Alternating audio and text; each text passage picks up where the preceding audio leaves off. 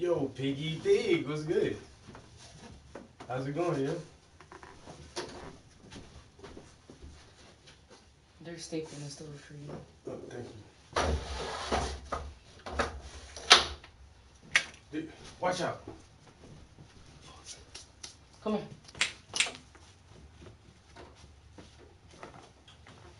Did you see the latest finished piece? I just finished this thing yesterday or the day before. Um, Yesterday? I think I finished this yesterday. I'm not sure.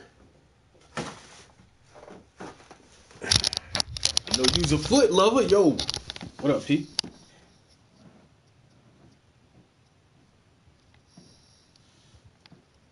I know that's right.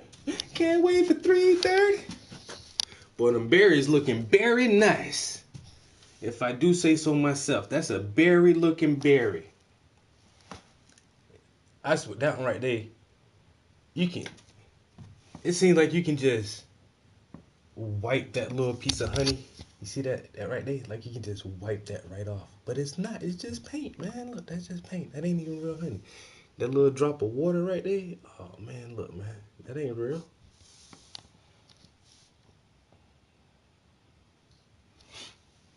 Little honey drops.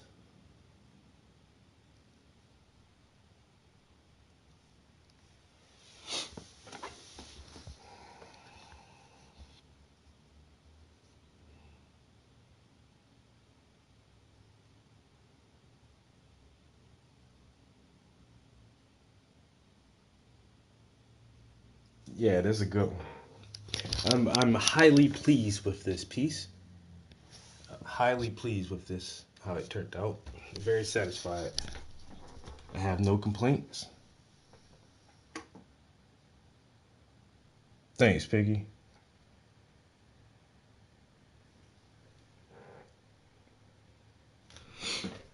Yeah, I ain't got no complaints at all with this one. This turned out really good.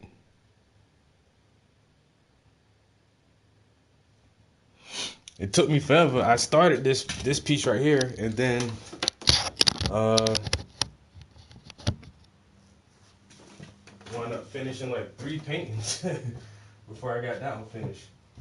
I finished 2 commissions in this painting right here before I got that one done.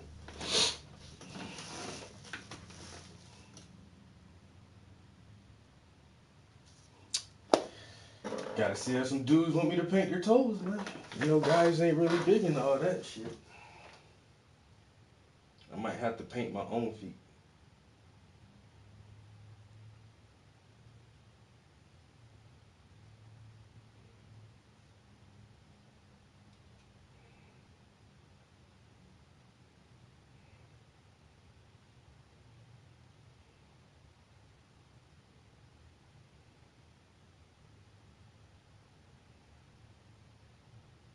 I was in a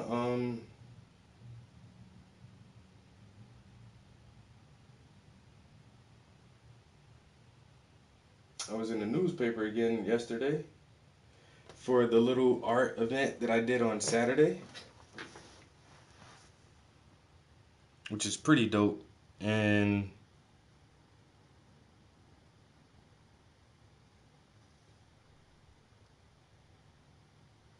I'm all about the matching.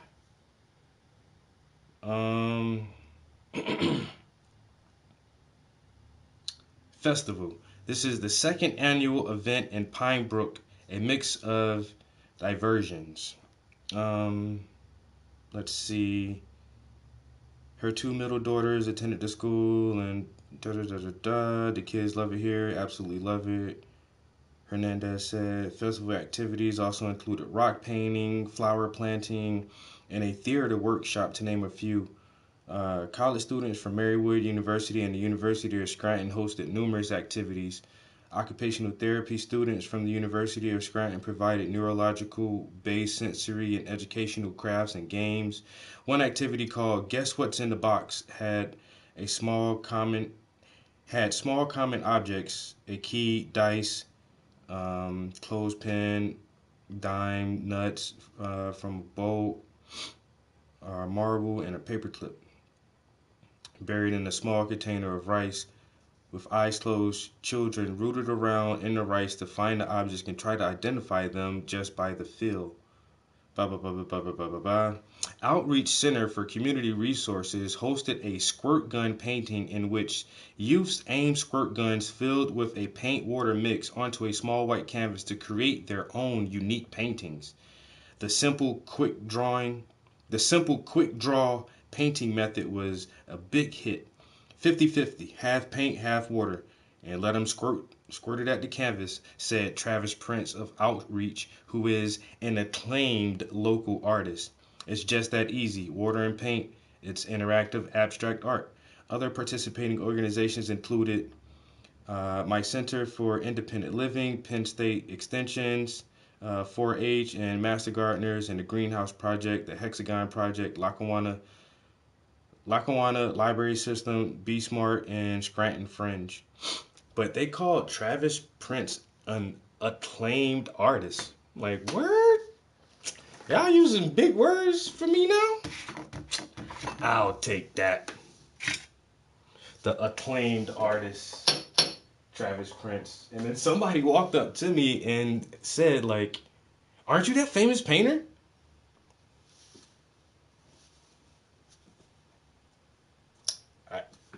I guess so. What's up? How you doing? Oh man, I've been following your work for a long time. I remember the first time I saw your art was down at one of the first Fridays at the gallery, and I'm like, yeah, that's me. Oh man, it's great to meet you in person. Hey, nice to meet you too. As the fuck they should. The acclaimed artist. Okay, making me sound fancy. Sound fancy in the newspaper. Now people are gonna be wondering, like people who don't know me are gonna wonder, like, who in the fuck is this acclaimed artist? He's local? What is he acclaimed for? Okay. The only one who got any kind of accolades like that in the whole little write up in the newspaper. They didn't say that shit about nobody else. And there was a couple of other artists out there. Actually, one of my new art buddies who I recently met last year, been trying to like schedule at least like an interview or something with him and just haven't gotten around to it yet. But he's a really good African artist and he was out there and they ain't even mention his name. We can't mention two black people in the same news article, man. Y'all stealing all the fame. We already said you're acclaimed. You took up all the spots for both of you guys. You can cry, it's all right. I'm excited. Like I say, it's just slowly but surely the progression just keep plugging away, staying consistent, and everybody else can see the consistency. And thank you. Thank you. At my opening night, I haven't had that question in a long time, but the opening night for the other show that I had, a gentleman asked me, like, how long have you been painting? No, first he said, what medium is this? It's oils. Oh, they look really good. Where'd you go to school? I didn't. You didn't go to school? No? Oh, so you're kind of self-taught? Yeah, for the most part. Well, how long have you been painting? About 15 years, give or take. Been painting for about 15 years. And he just kind of looked at me. He was quiet for a minute. Then he started talking about something else. But them first three questions, I can see that shit kind of blew his mind. That I work with oils. I never went to university to get trained for this shit. And I haven't been painting for 20 and 30 years. I've only been painting for roughly about 10 years. Like hardcore. Like really trying to be a painter. I've only been at it for like, let's say 15 years. And you guys have witnessed more than half of that here on the internet. Okay, I started doing this shit, the internet, like 7, 8 years ago. So, consistency is key.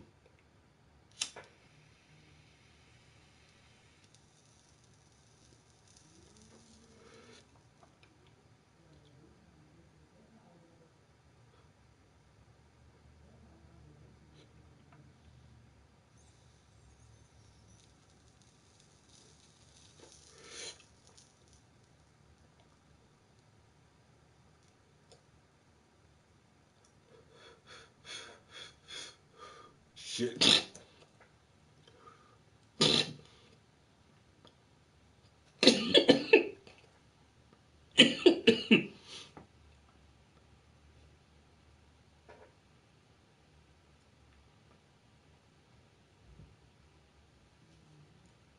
Oh God.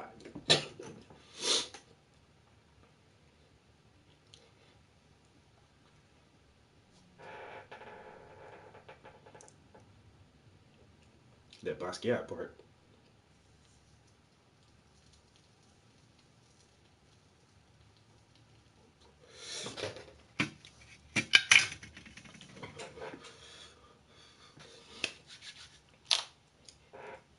Once again, like I just keep thinking about Kerry James Marshall, who sold a painting for $22 million, and he alive.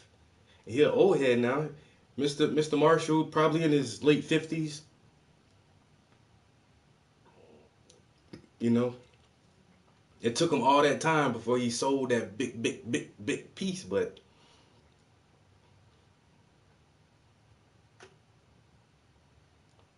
I feel like I'll get there too.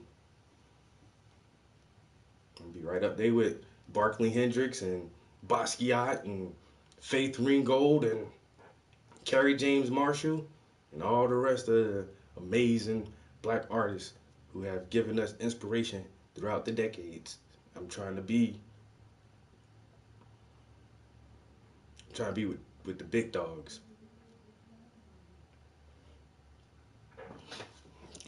Trying to be with the big dogs one day. And what I already see is locally people can see that shit, yo. You guys can see that shit. We just gotta let the world know this shit now. Just gotta let the world know. Everybody gotta see it. That's why I can't stop. Can't stop, won't stop. Bad boy.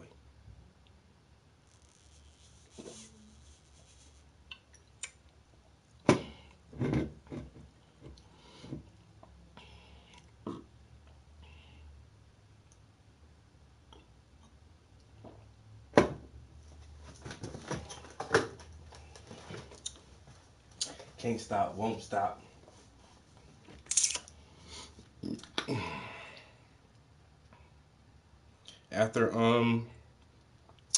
After doing this event on Saturday with the kids, we were out there for 4 hours.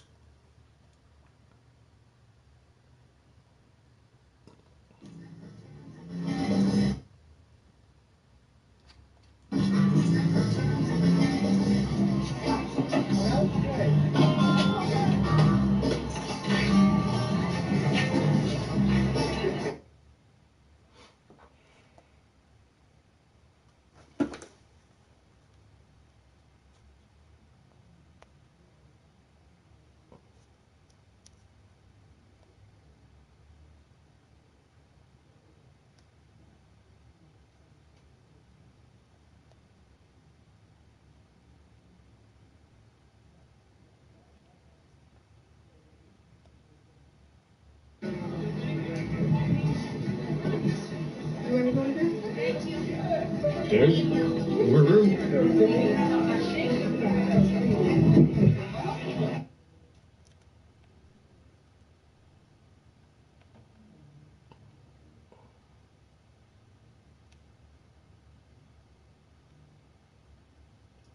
That's my boss.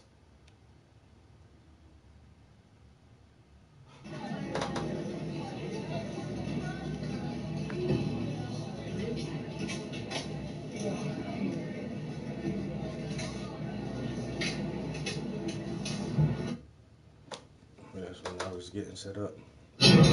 So I did that Saturday and hung out with all the kids in the neighborhood and made a bunch of art. And then Sunday, I finished that painting. So today, I ain't gonna lie. If I don't paint nothing today, I feel like it'll be alright. You know what I'm saying? I take a little break. I'm gonna do something. I'm gonna do a little something, but if I don't do nothing, I won't feel bad. You know, I'm not gonna feel bad if I don't do nothing. Cause we can sit here and chill. Yeah, okay, I've been busy.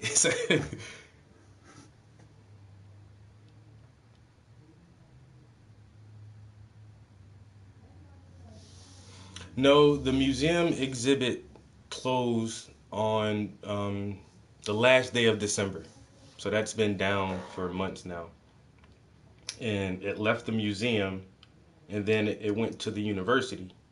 And then it left the university and I have most of it here, but I have another show now that's up and it's a very mixed show and I really just took two pieces from some of my favorite series so that people can like experience like several different themes that I'm trying to put out there.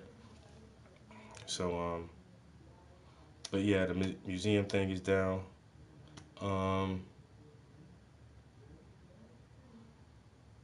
but I do have that the one painting that's at the Kansas City African American Museum.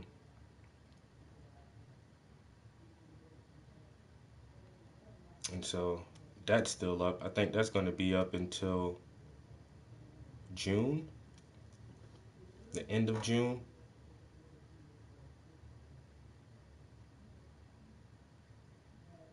Yeah, hey, ain't nothing wrong, man. You gotta goddamn pace yourself. You don't want to get burnt out. Even when it's something you love, like I love doing this, but uh, yeah, this ain't the only thing I like. I like playing video games and reading, and I like watching funny comedy shit. So I don't want to get burnt out, but I was supposed to do something Saturday evening, and I was burnt out Saturday. Not gonna lie, because the event was not in this town. It's in the city where I work, so it's like a 30-minute drive over there.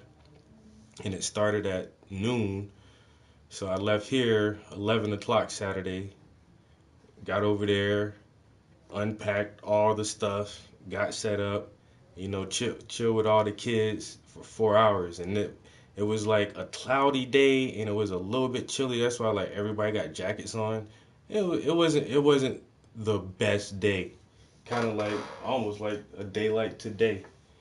But a lot of families still came out. It was something to do. It wasn't raining, and like the little squirt gun activity, not just because I did it, but it's just a popular little project, and I know like when I do shit like that, kids just love that shit. Yo, take a little water gun and just squirt at the canvas, and it just splashing all these colors. Like they fucking love that shit, yo.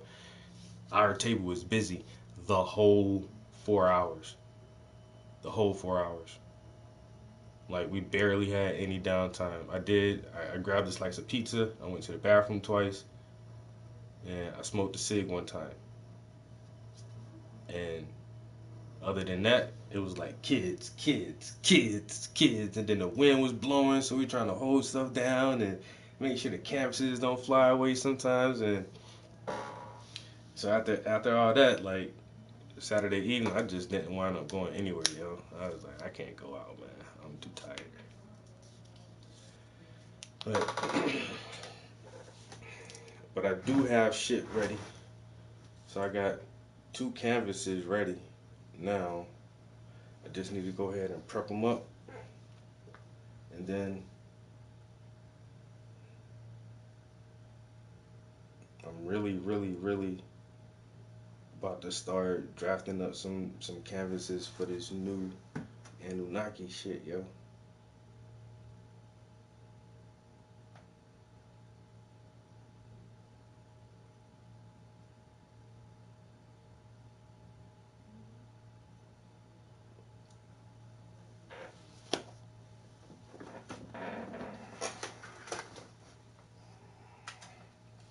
Well, so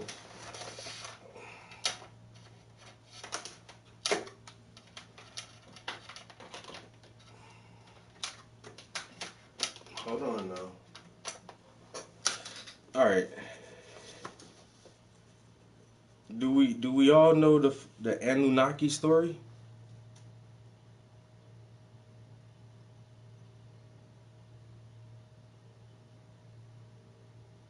Let's see if we can find a quick explanation of the Anunnaki story.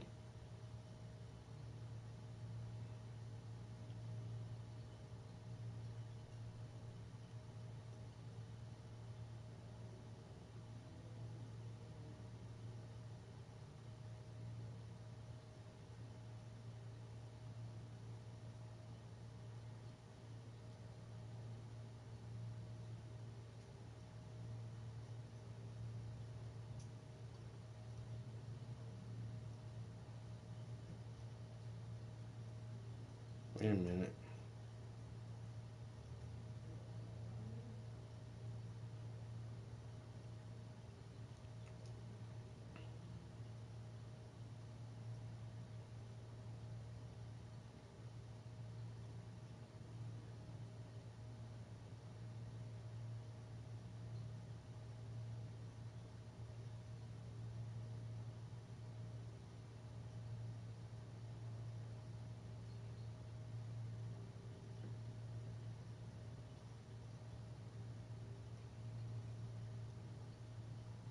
Anunnaki is Anunnaki.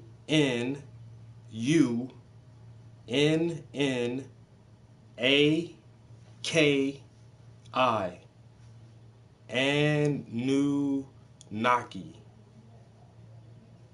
Big name in EVs, trucks and vans, rentals. Anunnaki.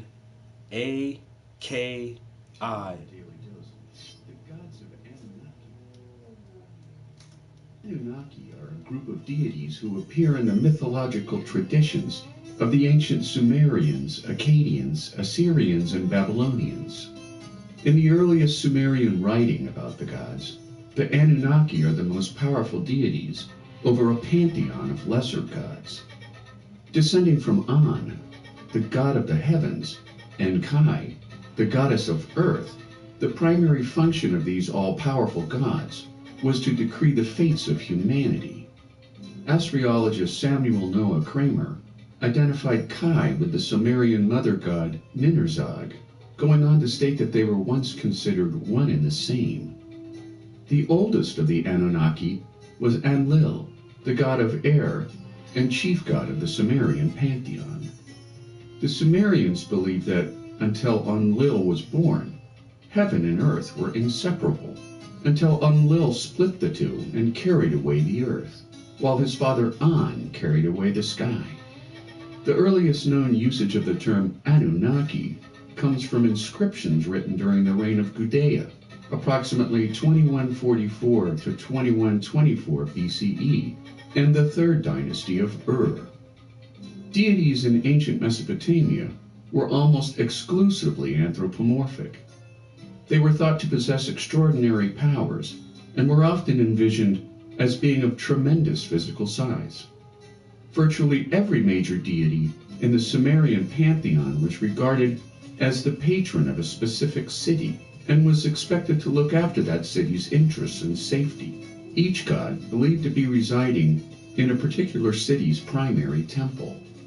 In more recent times, multiple authors have suggested that the Anunnaki were in fact ancient extraterrestrials who came to Earth with highly specific objectives. Over a series of published books, starting with Chariots of the Gods in 1968, Swiss pseudo-archaeologist Erich von Däniken claimed that extraterrestrial ancient astronauts had visited prehistoric Earth. Von Däniken postulated that the origins of ancient religions was a reactionary byproduct relating to contact with an advanced alien race, and offered interpretations of Sumerian texts and the Old Testament as evidence.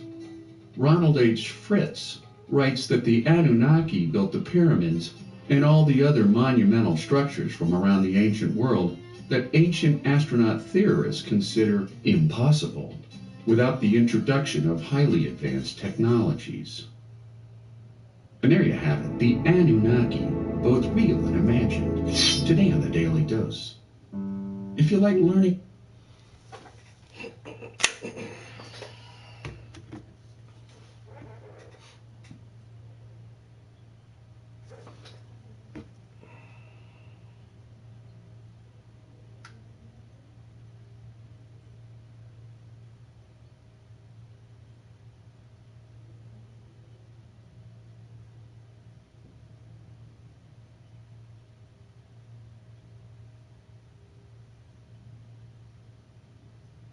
expect. I mean, the reason that Mount Ararat is of interest to me is because of its relative proximity to these sites now being discovered in Turkey, Göbekli Tepe. Yes. There's all peoples around the world. So we have Israel, we have the peoples of Israel. But you're saying they're not gods. They are of an higher civilization. Yeah.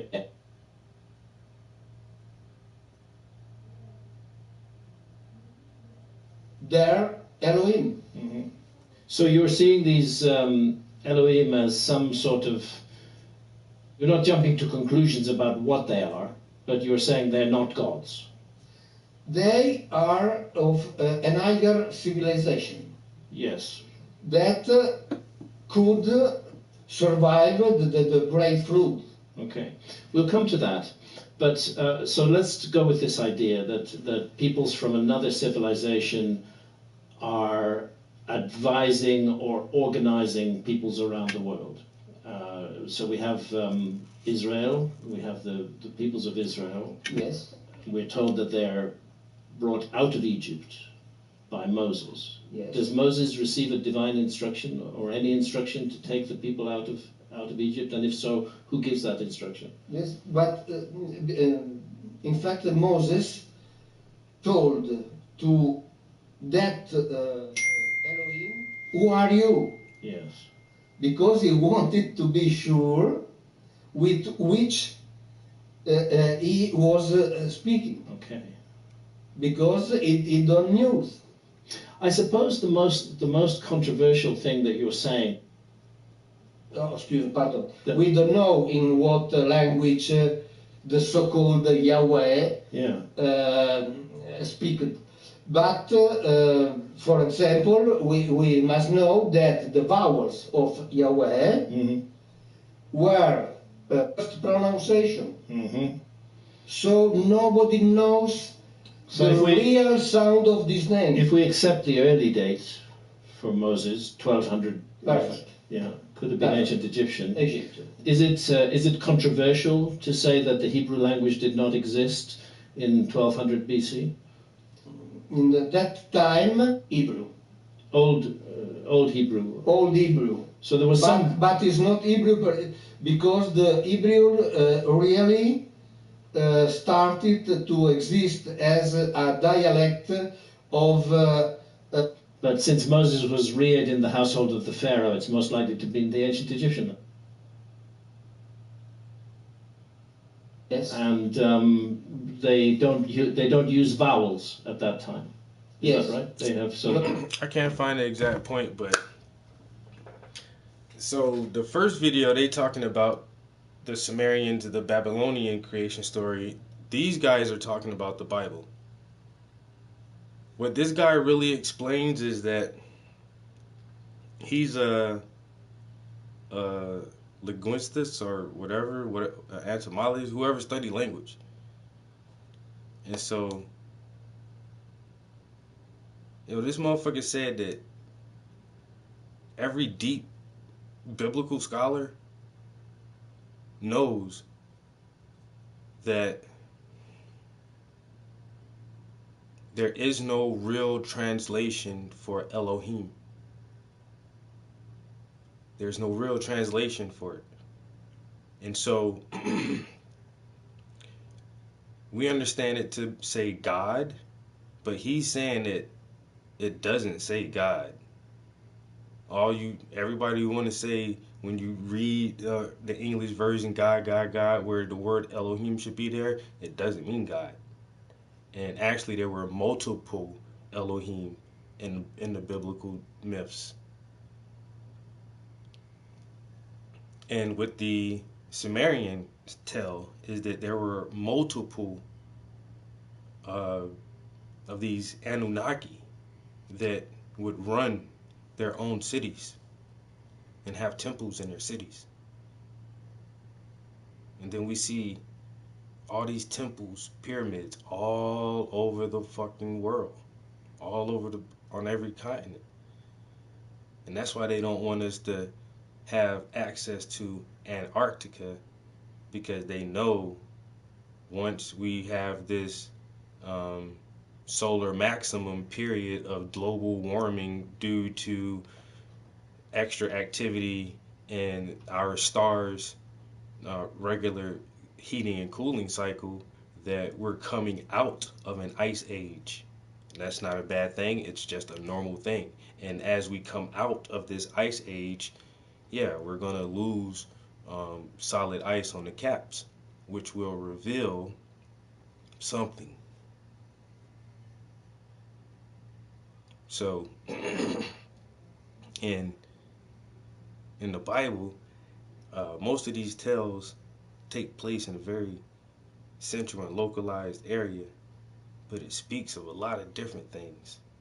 Even in the beginning, how the shit starts out. Let us create men in our image, after our likeness. Yo, that's why I love Genesis. There's so much shit in there.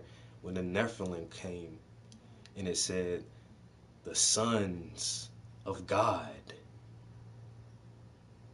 saw the daughters of men. I thought God only had one son, Jesus. You know what I'm saying? This shit don't be adding up, yo.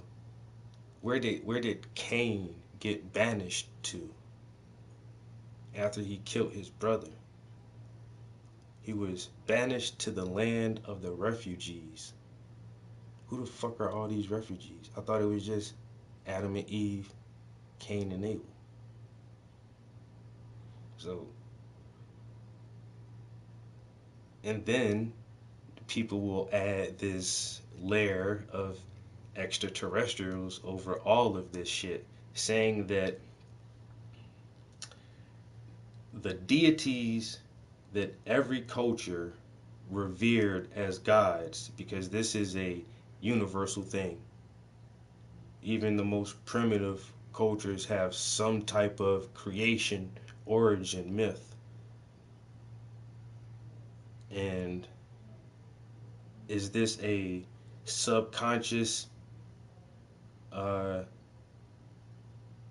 instinctual thing that we have no control over, to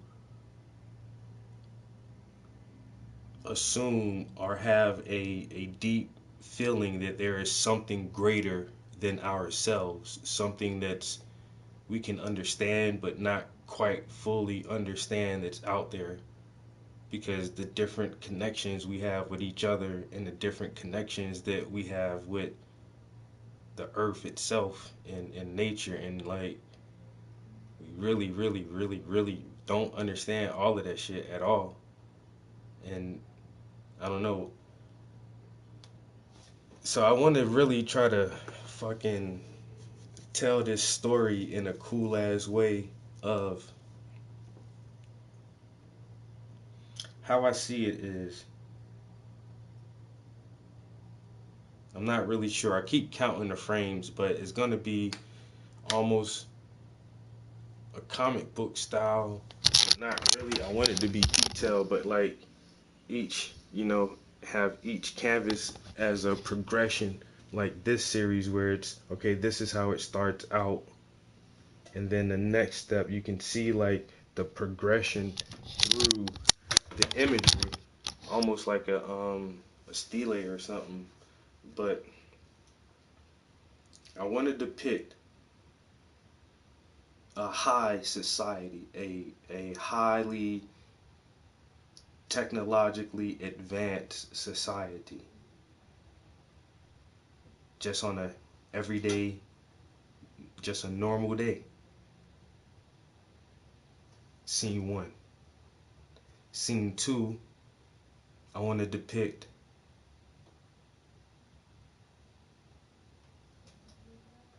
scientists in the laboratory are, and not like a chemical lab, but just like some, I can see it, but I can't, computers and screens and all kind of shit blowing, and these motherfuckers can see like a hologram of the whole fucking earth and miles out from that shit, you know, like some real fucking Wakanda shit, yo.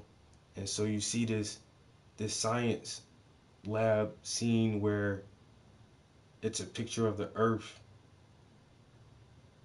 and you see fucking asteroids coming at that bitch, and the scientists are kind of like panicked. Then there's scene 2, right? All right, scene 3, something like a council meeting, and the high elders are in this elaborate glass and chrome round table meeting, and they getting the information from the scientists.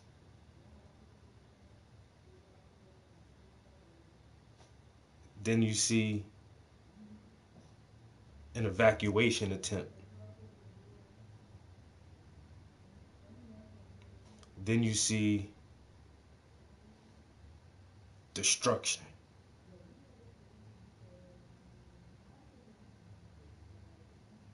Then you see the return and the meeting of the gods and the humans for the first time.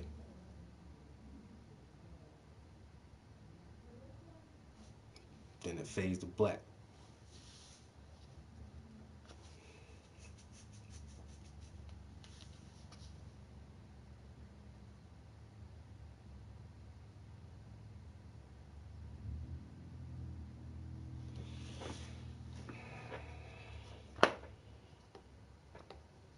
And the kicker gonna be, once again, they always say these motherfuckers are giants.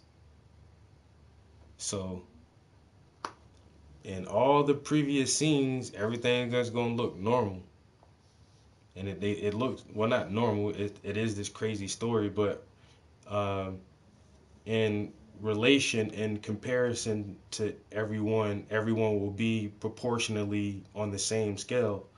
But in the last scene, when the Anunnaki come back and meet the humans, you're gonna see like the Anunnaki are big as fuck, yo.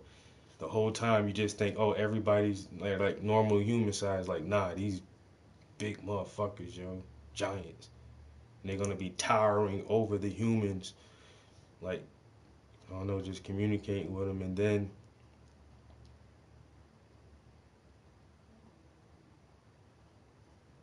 I don't know, I keep thinking about something after that, but I think I might just end it like that. Like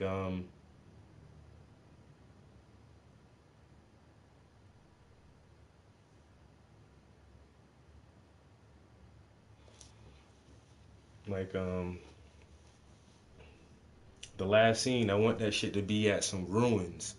Like Anunnaki came back to one of their old cities, and that's how you can realize like the humans didn't build that shit. And you see these pyramids in the background and like arches and shit, and you like, yeah, the humans didn't do that. The Anunnaki came back to one of their old cities, and the humans just happened to be like finding that shit. So, but I'm using AI to help me, because obviously I can't photograph none of this shit. And that's why I've been wanting to do some shit like this forever, and I've already done something kind of like that, like way early, and this is why I'm about to go back and do this shit, yo.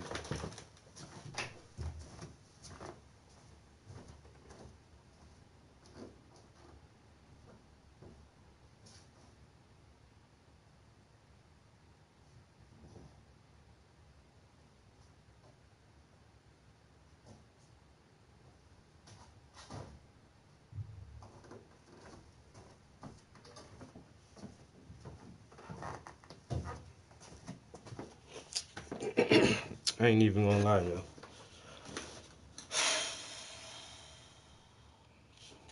I never put a date on this thing, but I know for a fact this is probably like my first year painting, yo. This had to be my first year painting. Um, it's like 2009, and this was like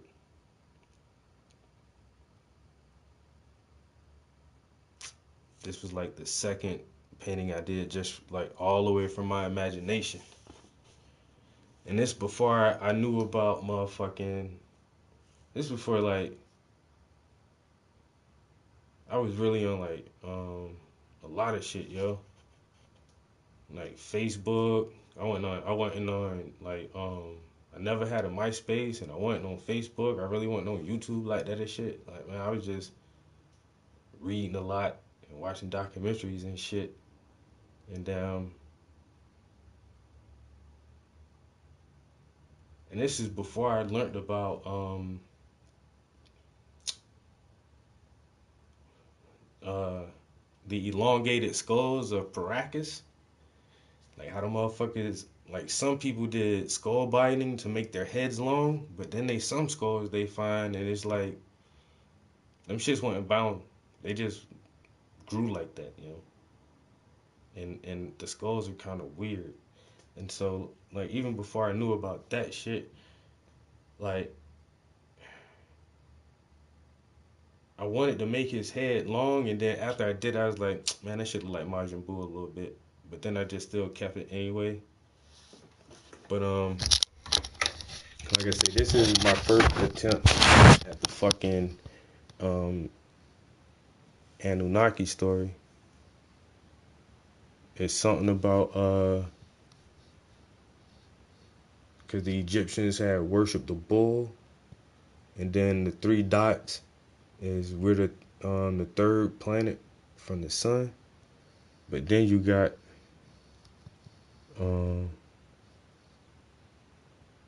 the collision of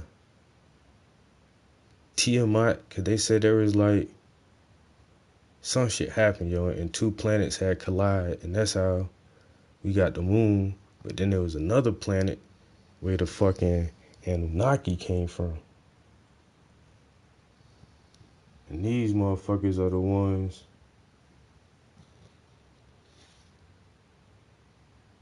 who did all the fucking Egyptian and sun god worship and all that shit.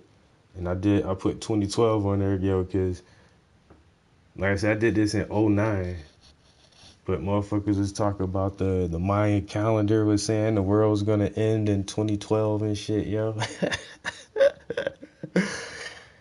And yeah, this shit look janky as shit now, but no lie, yo, I've been on this shit for so long. Like, y'all don't even know. I've been knowing about the Anunnaki for fucking years, yo. And then I try to do this, and motherfuckers just like, oh, that's cool, but now I don't know like what the collision of the planet's supposed to mean. The Apis bull were worshipped by the Egyptians, and you know what I'm saying. Anyway, but I only did the one canvas ever. You know, I tried to pack a lot of shit into this one canvas, and I don't know. If you know, you know. But if you don't, it just looked like, all right, whatever. But I'm about to go back to that shit, yo. Watch. I'm about to start digging back in my old school crates for some, bring some of my old young ideas back to the top.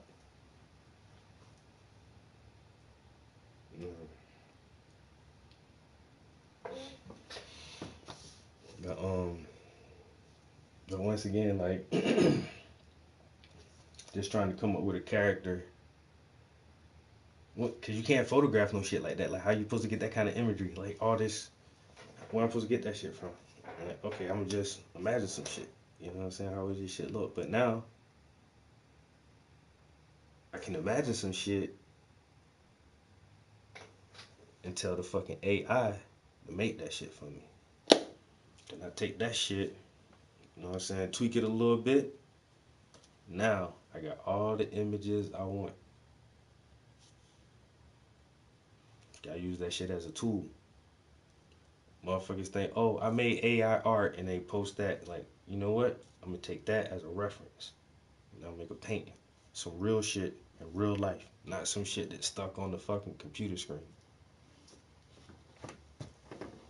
Oh, the only way you can get that shit out is print it on some shit. Nah, I'm about to do.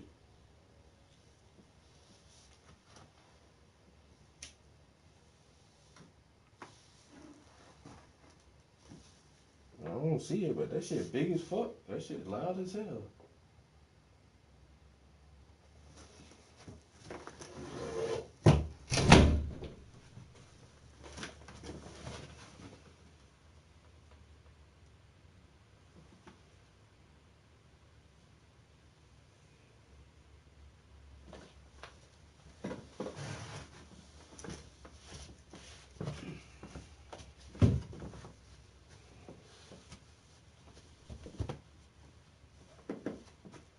Bust a move, motherfucker, so I can see where you at. I'm gonna swat the shit out your ass.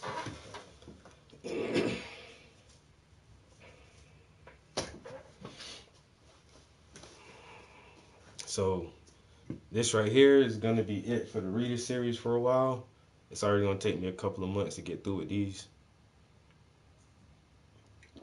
And I may have some commissions coming soon, so it'll be a minute before I get to them, but when I get to them, I'm just really gonna focus on that shit, yo. But right now, I'm really just trying to get a stock of images all together and just, I've been playing around with a bunch of different kind of shit, yo. But now I think, like, I got the one that I really want to use. And so I'm just trying to learn how to manipulate that shit, because this shit be changing on a weekly basis. Oh, you can do this now. Oh, you can do that now. It's like, oh, wait a minute. I ain't learned how to do the last thing, man. I'm still fucking around with this shit. Like, goddamn. So it's going to be weird because the computer thing, I'm cool with technology. The iPad, the iPhone, PS5, and all that shit, but now you gotta be up there, like, really on that shit. And so another thing too, like, finding stock photos, because they all kind of ways you can prompt this shit too, yo. You can prompt it with an image and a word prompt. So I'm learning how to do that shit. So you can find a stock photo, throw that in there, prompt that shit, tell it you want it to look like this, get that shit, then you get another image, then the image you just made, then you tell that shit, blend these two together. Then you blend that shit, make that shit. Throw that shit back in there, tell it to give me a description of this shit. Get the description, and then tell it to make that shit. But I actually know how to, like,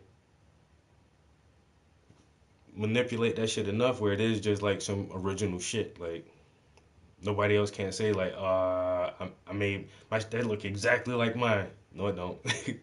And that's the crazy part about it. Like, they millions of motherfuckers doing this shit, yo. I think the site I'm on, that shit got 14 million subscribers. But it's like, everything's still looking so goddamn different, yo.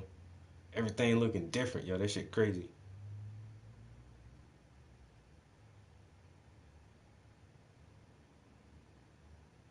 Yeah, like, that's all you gotta do is just figure out, like, the right prompts and the right images to feed this motherfucker, yo. To get that shit to spit out an image that you want. And then you can take that image and, like I said, you can throw that shit in Procreate and tweak the colors or add shit or erase shit. So it's gonna be a minute. I barely got the handle on motherfucking Procreate. I can use that shit though. Come here, bitch. What is that? God damn. What the fuck is that? That's one of them fucking stink bugs. I don't even want to kill this bitch now.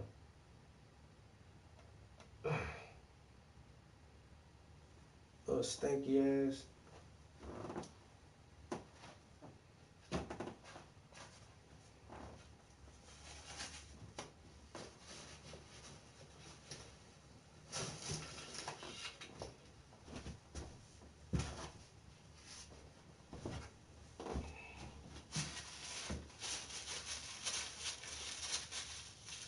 Yo, this just be stink. Them little stinky bugs, yeah.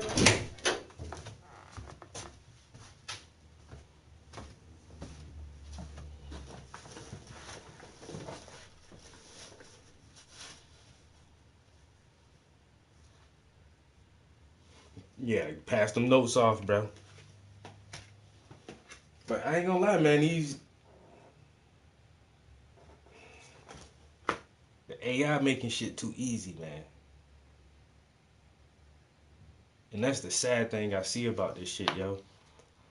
I don't know how long has a uh, digital design, digital art degree, web design. How long has it been possible for somebody to obtain a degree in that field? 25 years? Was a digital art and graphics design degree a thing like 35 years ago? Maybe, maybe.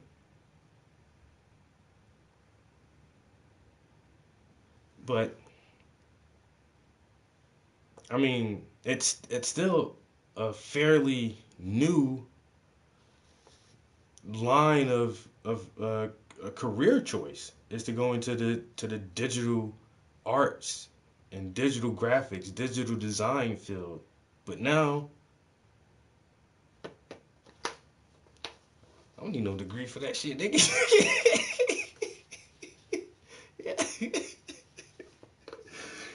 Man, I got Midjourney, I got Canva, and I got Procreate.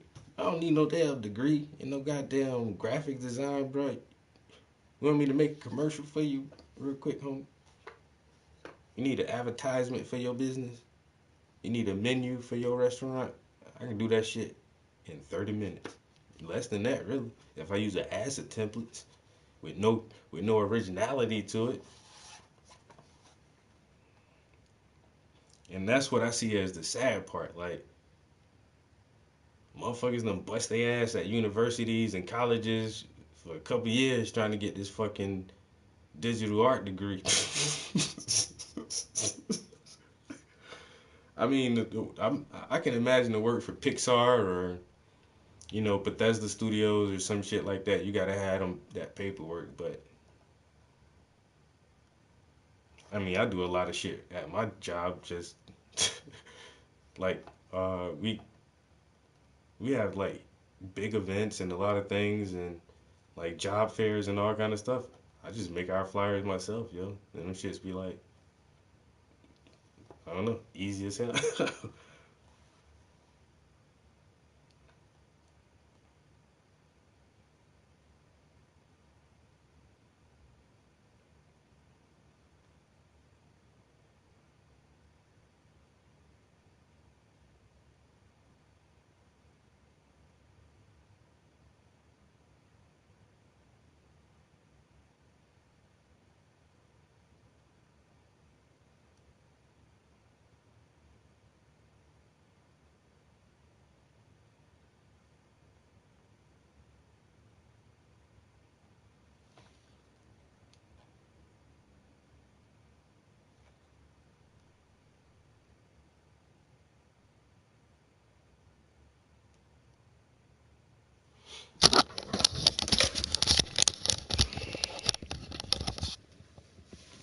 Like, flyers like this, I'll be making these in just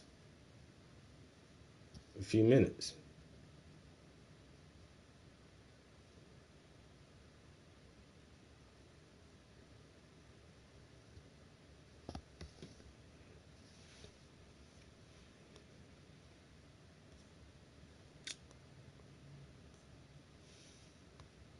Yeah, size down.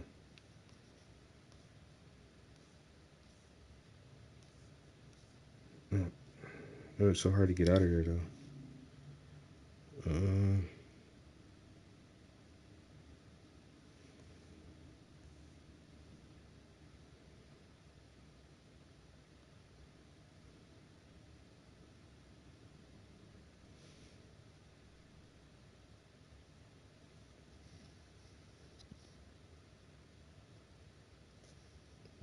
I took the pictures and like now, like I say, graphic design is that shit is like ready made.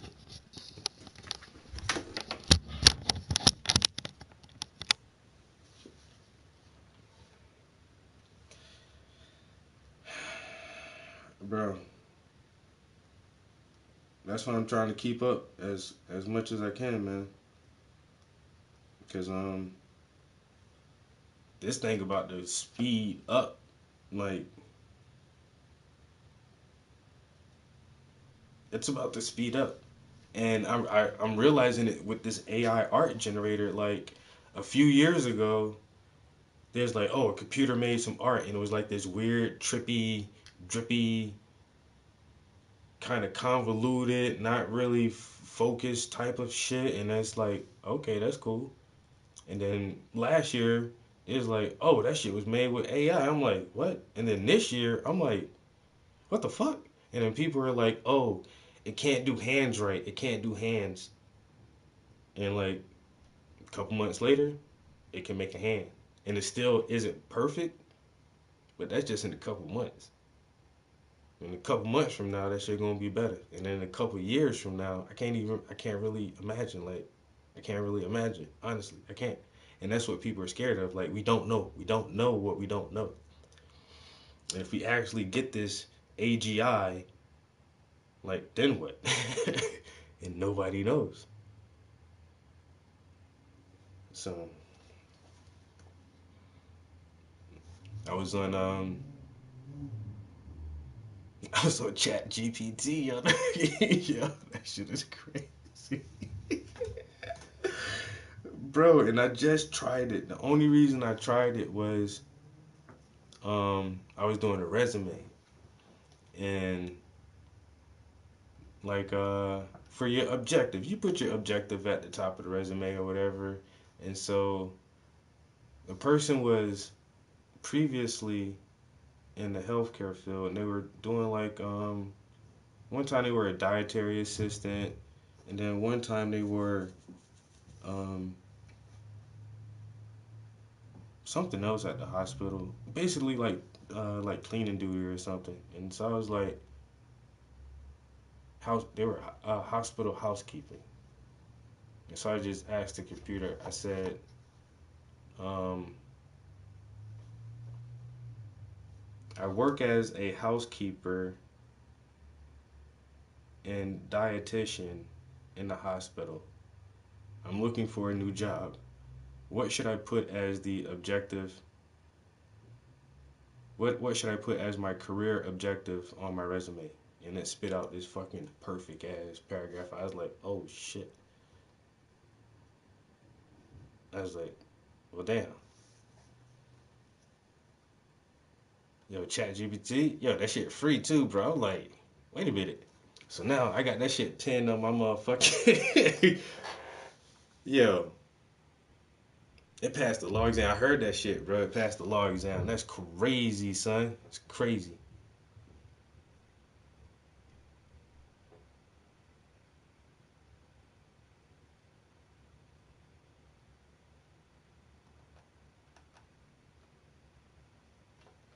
Oh, I'm not sure, man. My feet busted. I don't think I'll ever paint my feet.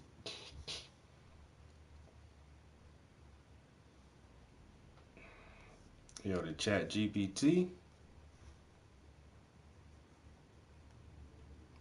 Yo, it's the next wave, and like I said, I just need to.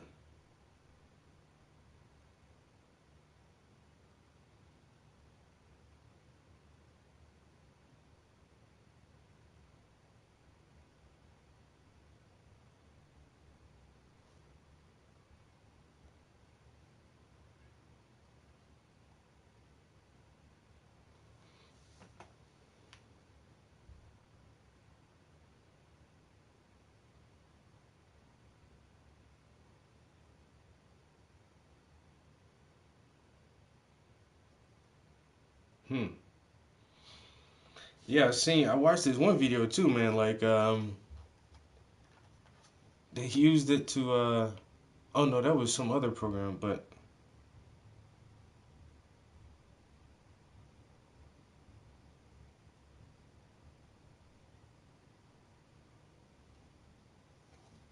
and,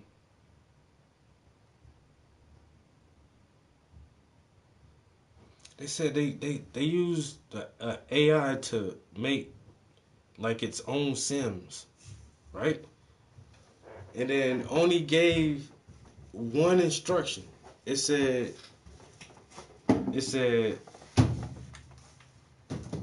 plan a Valentine's Day party. So one bot invited 9 other bots, and then somebody from that group of 9 bots invited 4 more bots, and then 2 of the bots agreed upon themselves to go together as a date. And it only gave one prompt, is to create a Valentine's Day party or plan a Valentine's Day party. So these shit's getting fucking smarter and smarter by the day, yo. By the fucking day. But I don't know why.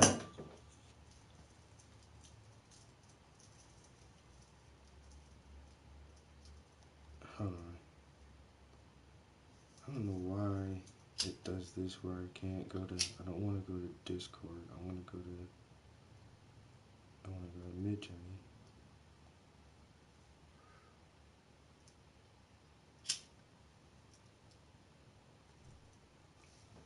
So, and the crazy thing about it, yo, since I had this idea and I started playing around with Midjourney, it's already went through another variation. So the first time I got on there was on V4. And then just like a week of me really fucking around with that shit, because they give you 22, I think they said some weird ass number. I think they give you 22 free generations. And before I even, that first week before, cause I was trying to be careful with them shits. Before the first week I used that shit, they was like, oh, V4 is out. V5 is out. I was like, damn. And I tried to use that, but they was like, that shit is only for paid subscription right now, because it's the newest version. But, so the first images I generated was on V4, and so now I'm about to go back through those and try to regenerate them on V5.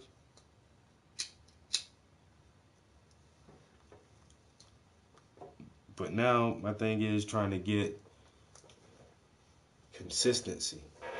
Is I want to be able to have a consistent look to all the images.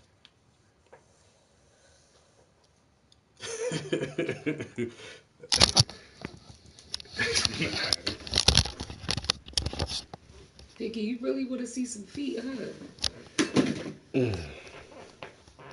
What's good, Nico? But kind of a council meeting. Now this is before I had access to everything, but now I understand like the blending and the description. But like in a real active city,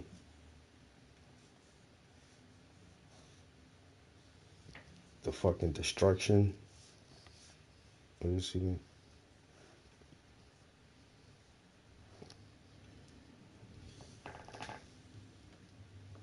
But then you can still see like the fucking city line right there.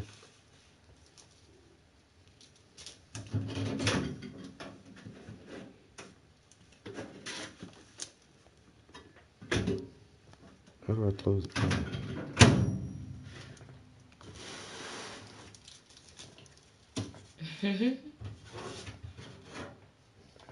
Trying to figure out different ways to make the council meeting look.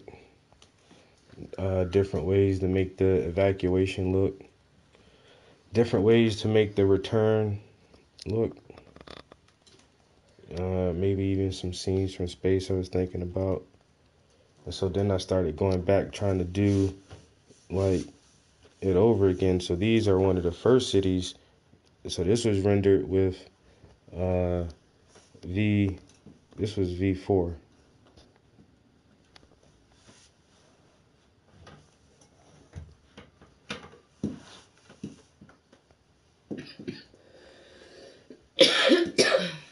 And that's, I mean, that was a pretty good render. But then, come on. I don't know how to. Alright, why did you do that? But then on V5, I got a better render.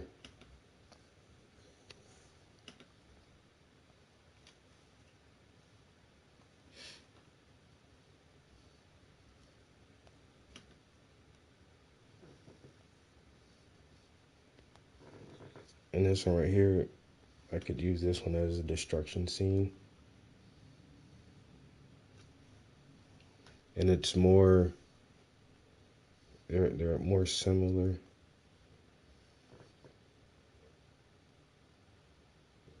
And these two right here are almost the best two.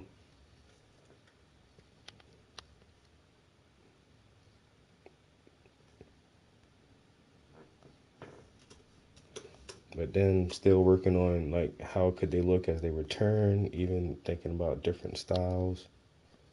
There's another rendition of the explosion. I'm trying to play with different characters.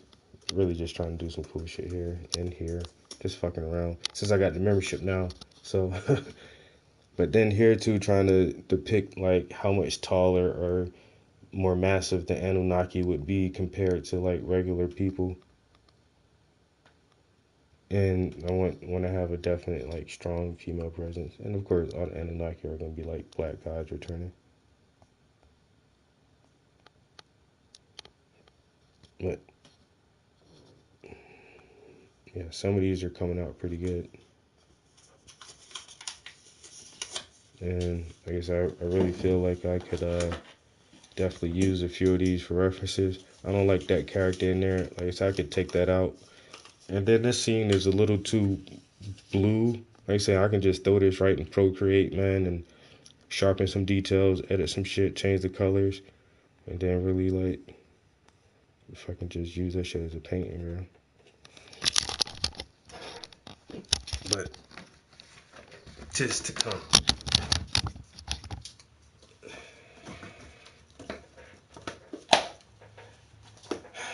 So yeah. And the whole thing is still the learning curve. I'm getting there, but it is a little bit, and I don't know. I be hating to cut into my video game time. I ain't gonna lie about that. But that's I'm trying to figure out like where else can I put the time in to like, fuck around with this shit. And on the weekend, like this past weekend, I only did like 1 or 2 images, just fucking around with it, and then it's just like, but I know I need to sit down with it more. And try to get more proficient at that shit. But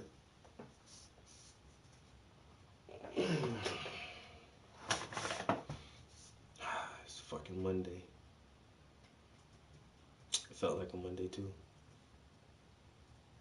I had to swap my schedule out because I work Saturday, so I didn't work Friday. I work from home Friday morning, and then work Saturday afternoon to make a whole day.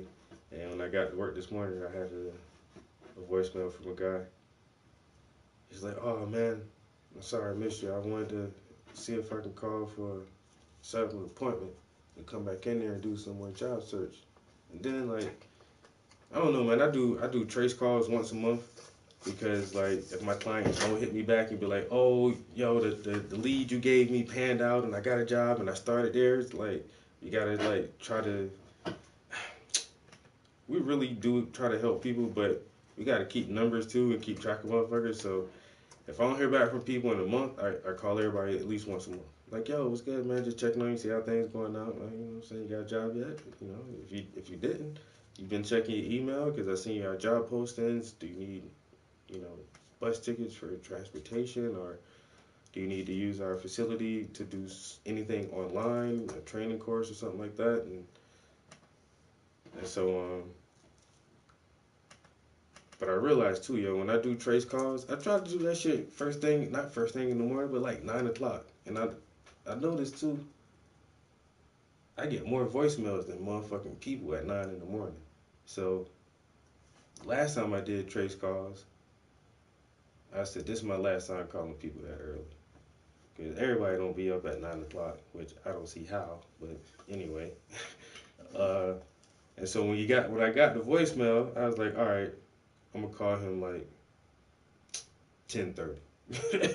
You know, yeah, if I call you at 9 and we just leaving each other voicemails all day, I ain't about to play this game. So I'll call dude like 10:30 or something. At 10 o'clock, this motherfucker comes to the damn door. I thought you were supposed to call to set up an appointment.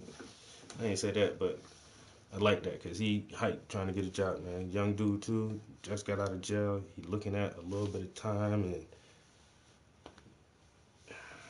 I don't know. I think he said like whatever it is, the maximum he can get is 10 years for that shit. I'm like, oh shit, nigga.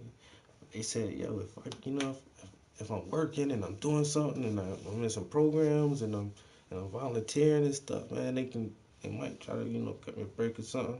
He said he just did like 5 years. It's like, bro, how are you, 30? you about to spend a lot of time in jail. But this is that motivation. I hate it took him to get to this fucking point where he feel like, okay, it's time to buckle down. But now, so, and he trying to get into trucking school, and we got grants for the trucking school. But at the same time, bro, if you looking at any time like that, I don't think we're gonna fund your schooling, bro, until after you get sentenced, man. But that'd be a waste. We pay for we fund your whole school, and then you go away. Ain't no return on that shit.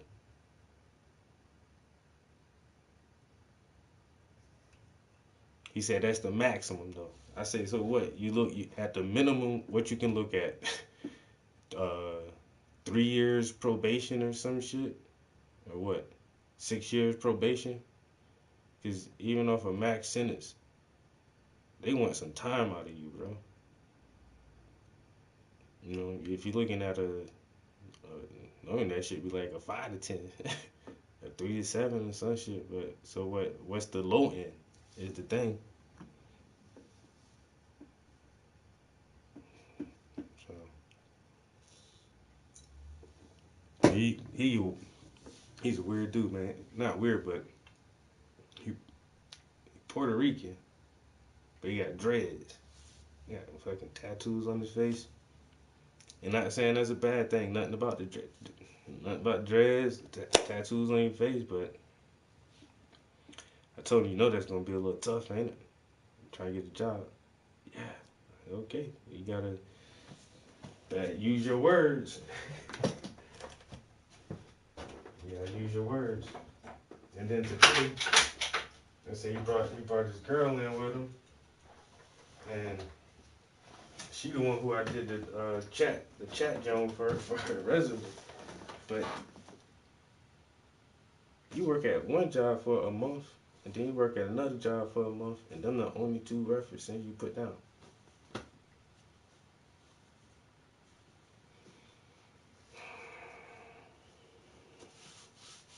But they seem like they trying, because life is getting to their ass now. They say they 20-somethings.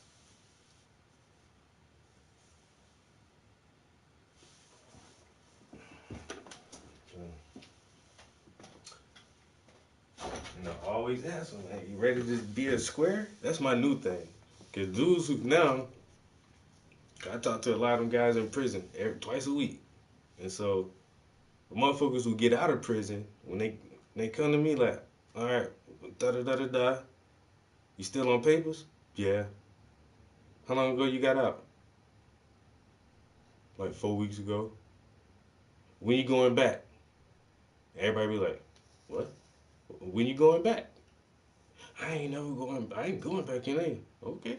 I just wanted to hear you say it. And then the motherfuckers on the inside, I tell them, yo, hey, you see this shit, bro? Where you at? All these months and months sitting here? Just think about this shit, bro. Being a square is boring as fuck, but that shit's safe.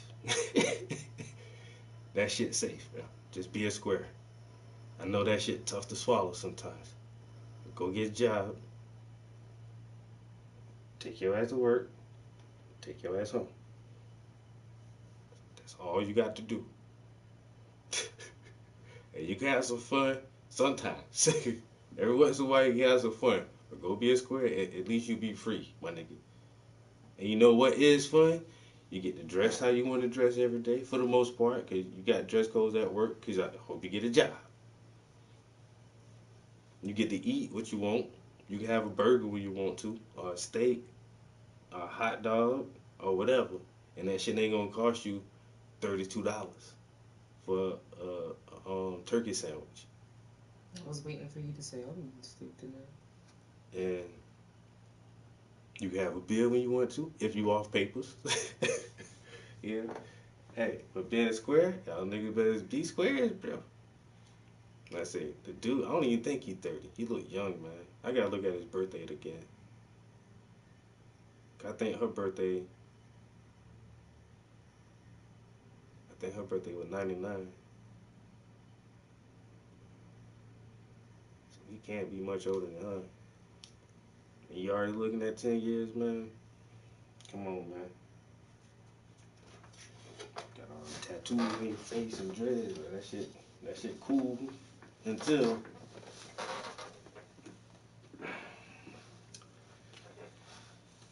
what? The whole thing I tell him too is, hey, only reason I can tell you this shit corny and just to square up because I already been there, bro. I already been there.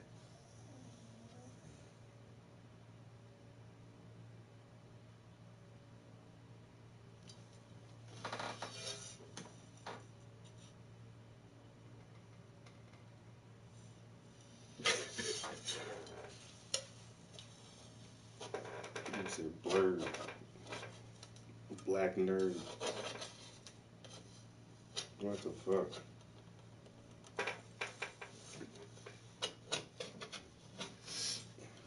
Yeah,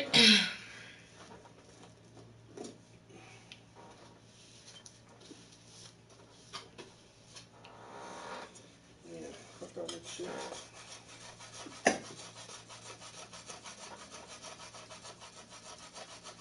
That's why I can't do no crazy shit. I'll be in there taking the same classes. I was just how to be responsible.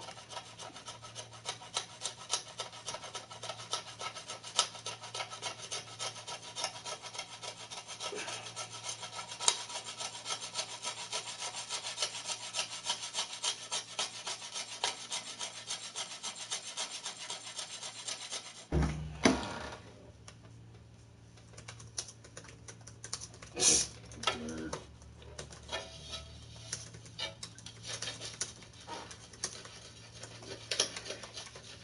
Yeah, black nerd. Now I'm gonna go watch Revenge of the Nerds.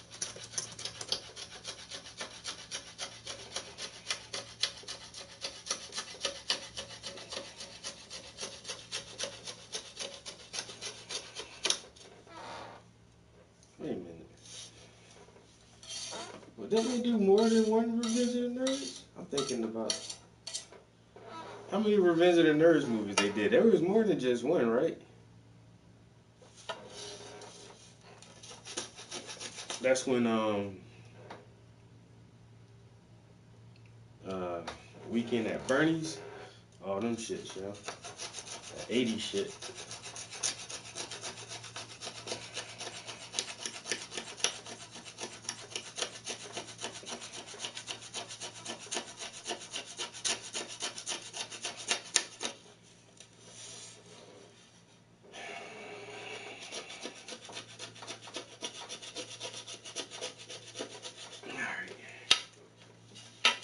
too bad.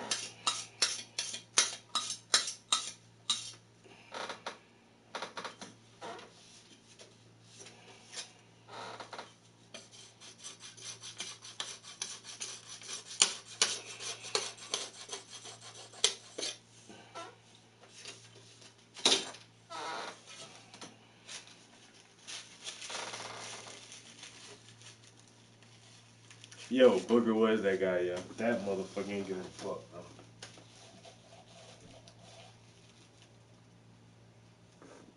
Had the longest belch ever.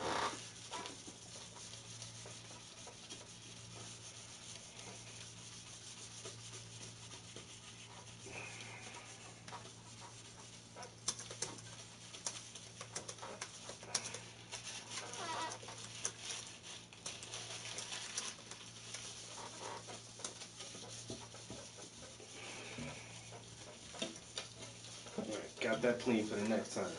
So I'm about to try to prep these two canvases in the next couple of days.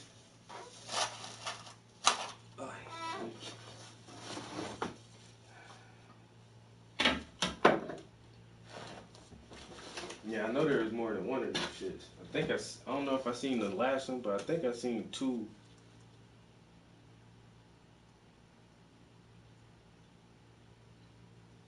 I think I seen two, the first two movies. Alright.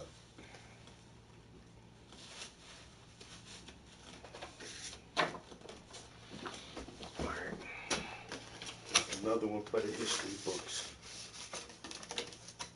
We'll be moving. Now we need that acrylic. Prep these. So I got my. Yeah, I found this other website, like a order place. It's like Amazon. There is one that's called Shein. And then I don't know how I honestly clicked on this shit by accident, yo. Like, cause it was in my Instagram feed, and it was just like this fucking cyberpunk kind of helmet, like some Daft Punk looking shit. But that shit looked like, I don't know, it was like a Gundam Wing Daft Punk shit with lights on that shit, and I was just gonna like it and tap it. Then I was like, oh shit, it was a fucking ad for a goddamn some wholesale site or some shit. So I was like, fuck it. I just started scrolling around on that shit, yo, and I was like, alright, what's on here? Paintbrushes. Yo, there's a fucking, I seen a set of 15 fine detail paintbrushes for like $2. I'm like, this shit can't be real, yo. Then I need I use like a messenger bag in the summertime when I don't have a jacket with extra pockets. So I just put my keys and wallet and my phone in like a shoulder strap bag. But the one I got now, that shit tearing up. So I was like, I looked up single shoulder strap messenger bag. They got one in that shit for like $12. I'm like, wait a minute. I'm gonna get this shit. This shit gonna be fucking paper thin, pleather, fake ass, tearing up in minutes type shit. Like some Wish type. I ordered one thing from Wish. Never again. Never again, Wish. You got me for my $9.99 for that shirt, nigga. I thought it was Shine. It was Wish. No, I got something from, I only ordered something from Wish. Like that shit. You didn't order that shirt from Shine? No, I looked at it, but I never did order it. I would have been had one now. Oh, that's what I was about to say. Damn, did you ever get it? No, I looked at, and they had some nice shit on there. Like a some couple of shit shirts from there. that looked nice. I was like, I would wear that. Then I just think about to my Wish experience, and it's just like That black turtleneck dress that I got, that's from there. I can't think of the name of this other site. You gotta read the reviews with them. They got a lot of different shit on there. I was like, wow. Temu or Zulu?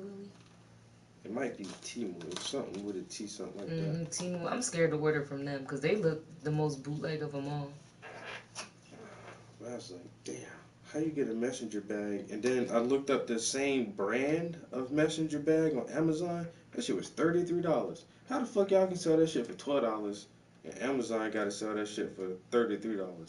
And y'all just sending me, y'all let me see an image. And when I get that shit, it gonna be something completely different. That shit gonna be some motherfucking 2 socks stitched together or some shit. That's what I'm scared of. Like, cause that shit do look good, but then at the same time, like some of the reviews, man, they got you can post a picture review. So now, I don't know. I'm nervous about it, but I do need to, because the weather's starting to get nice.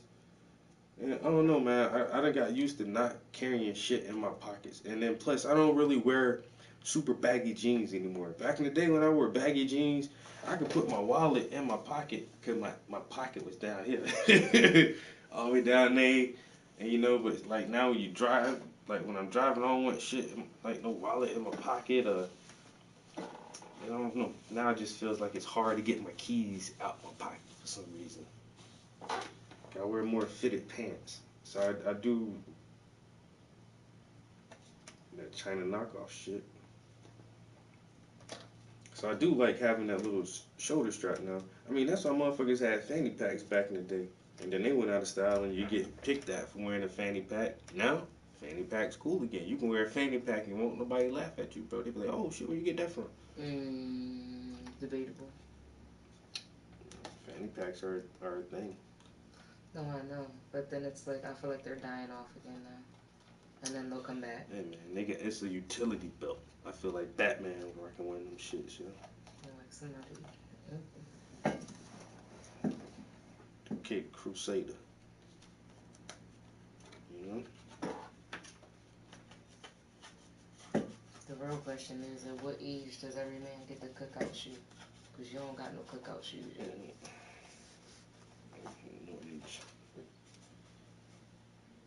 Nikes will forever be my sandals. You don't think by the time you hit 60 you'll wear that cookout shoe? Mm-hmm. Shit.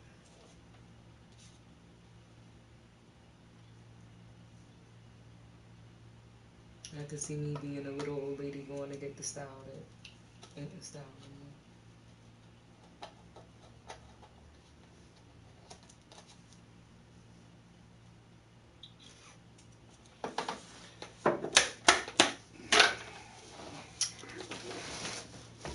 I did download the app though. I don't know, man. Them brushes for $1 something, like that's the only thing too. Like, if I lose $2, how mad would I be? I gotta try something small first. Tumi, yeah. Timu. I already got 2 things in my cart.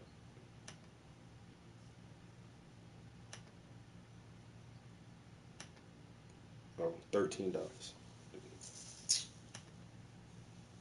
2 things in my cart. Man, look. How can you sell this?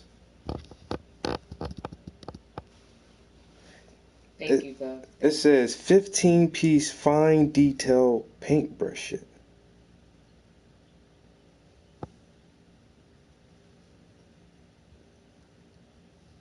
$15 paintbrushes. $1.98 for fine detail brushes? How? How can you even? I don't know. And then this right here, $13. That's gonna look terrible in person.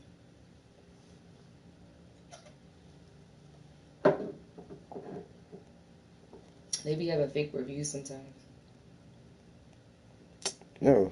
Only reason I put this in the cart, yo, because there's a lady. Look, Temu is under investigation. Very nice quality. It's actually thick leather. It's got a zipper here, pouch here. You have 2 here. Comes with a buckle. That's the back. Adjustable strap. Got this as a Father's Day gift I'm giving to my father. I'm like, man, even with the video though, is that what I'm gonna get in the mail? Will I get what she got? No. Or did they swipe that from the Temu official? I mean, from the what's this? Wexier Casual Man's official website and then just do that shit on here. Nah, PayPal is always the way to go. That is.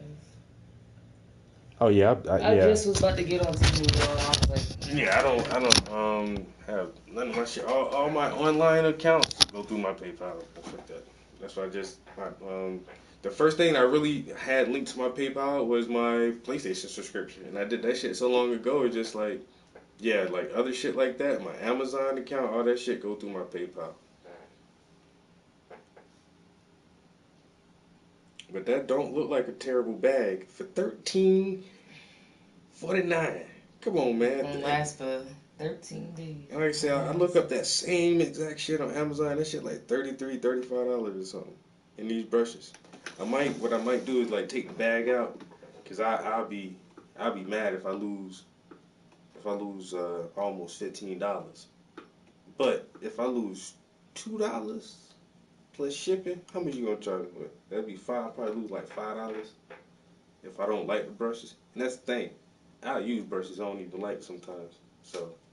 Especially, I don't know. I'll make the brushes work, but that bag I can't make the bag work if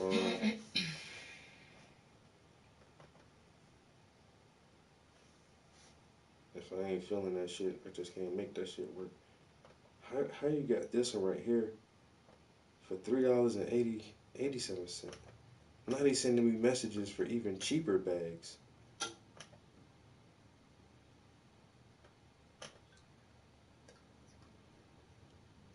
For $4.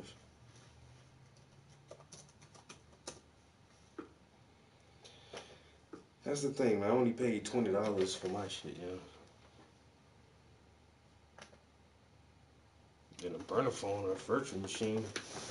I always use that VPN shit, man. See, I got all these old brushes. I'm gonna make these bitches work some kind of way. They all kind of lean to the side a little bit. They'll be alright. I just lean them to the other side for a little while. I got these little throwaway brushes, but they're not gonna be throwaway brushes. I try to keep them clean as long as I can. I got these shits. You know, my boss said her daughter was cleaning out some shit. She's like, "You want some of these supplies? Bring them here." They just old paintbrushes. Bring them here.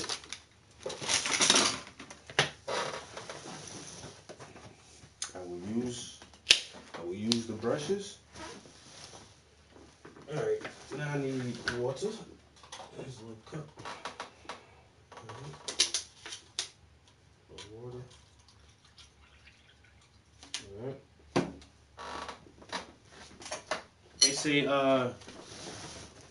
They say Prize about to do 22 years. Because this nigga's an FBI informant turned snitch. Y'all heard that? 22 years, bro. This nigga 50. Yo, Prize from the Fugees. Yo, he's going down, yo. That's wild.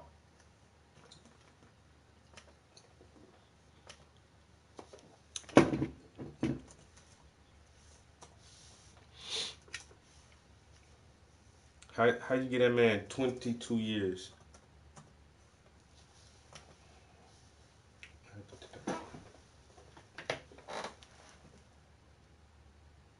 Yeah, that's crazy, right?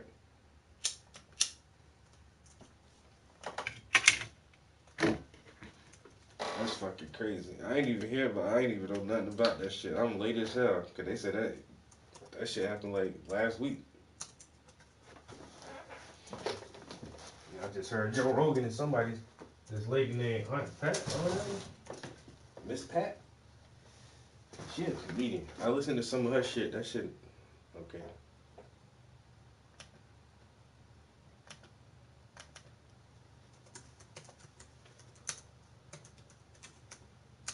And then they had the black comedian. I forgot that nigga name already. He on Saturday Night Live. Had that motherfucker roast goddamn the president. Matter of fact, I don't even want to go to YouTube, and then go to Spotify. I think Rogan just had Jim Brewer on. If I'm not mistaken, I saw that shit in there somewhere.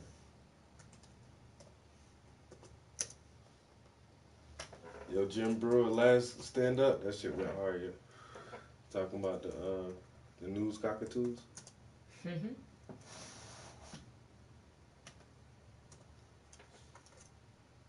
Bela Muhammad, Jimmy Corsetti. Oh wait a minute. Why they put me all the way at the bottom, man? Miss Pat, Dave Smith, James Fox, Don Flowers, Ric Flair. He got Ric Flair on. Joey Diaz, Jim Brewer.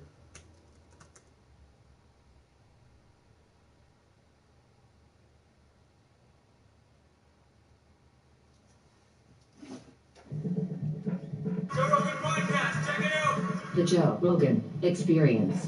Train by day, Joe Rogan Podcast by night. All day. Jim motherfucking Brewer. Good to see you, my brother. You too, man. I feel like I'm seeing I haven't listened to like a this high school podcast friend. yet. Did I just do something? Yeah, it's buffering. Damn. 2 seconds of the show. Yeah, it just buffers.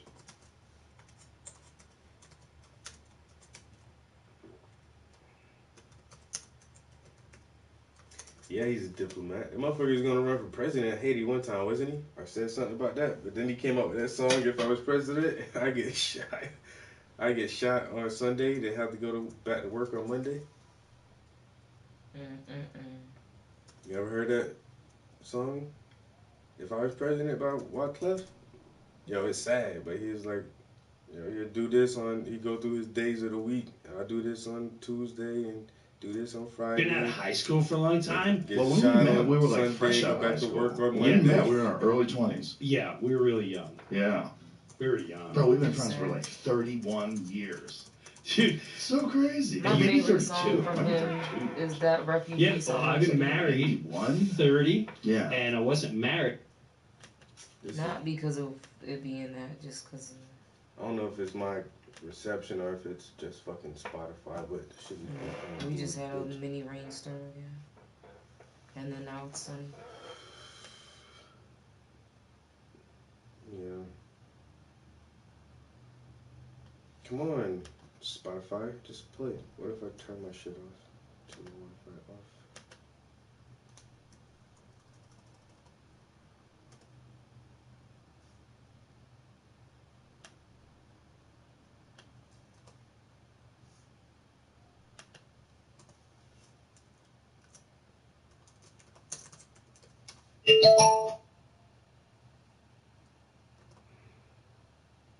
That'd be that bullshit.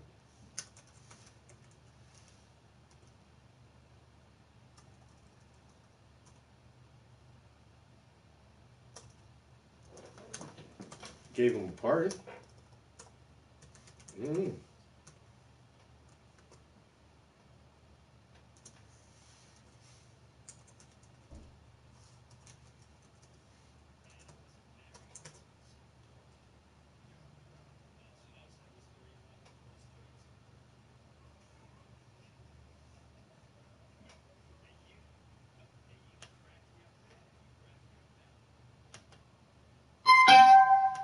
Yeah, we had a good time last night, dude. Last night was so... God, that club is such a fun hang. I love seeing you enjoy life. I love seeing you enjoy life. And watching you, it's like, what I love about you is you've never changed. And you love comedy. You love stand-up comedy.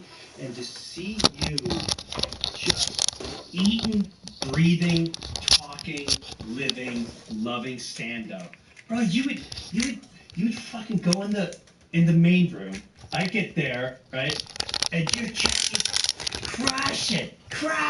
I'm watching the balcony like a 15-year-old going. Bro, that felt good for me.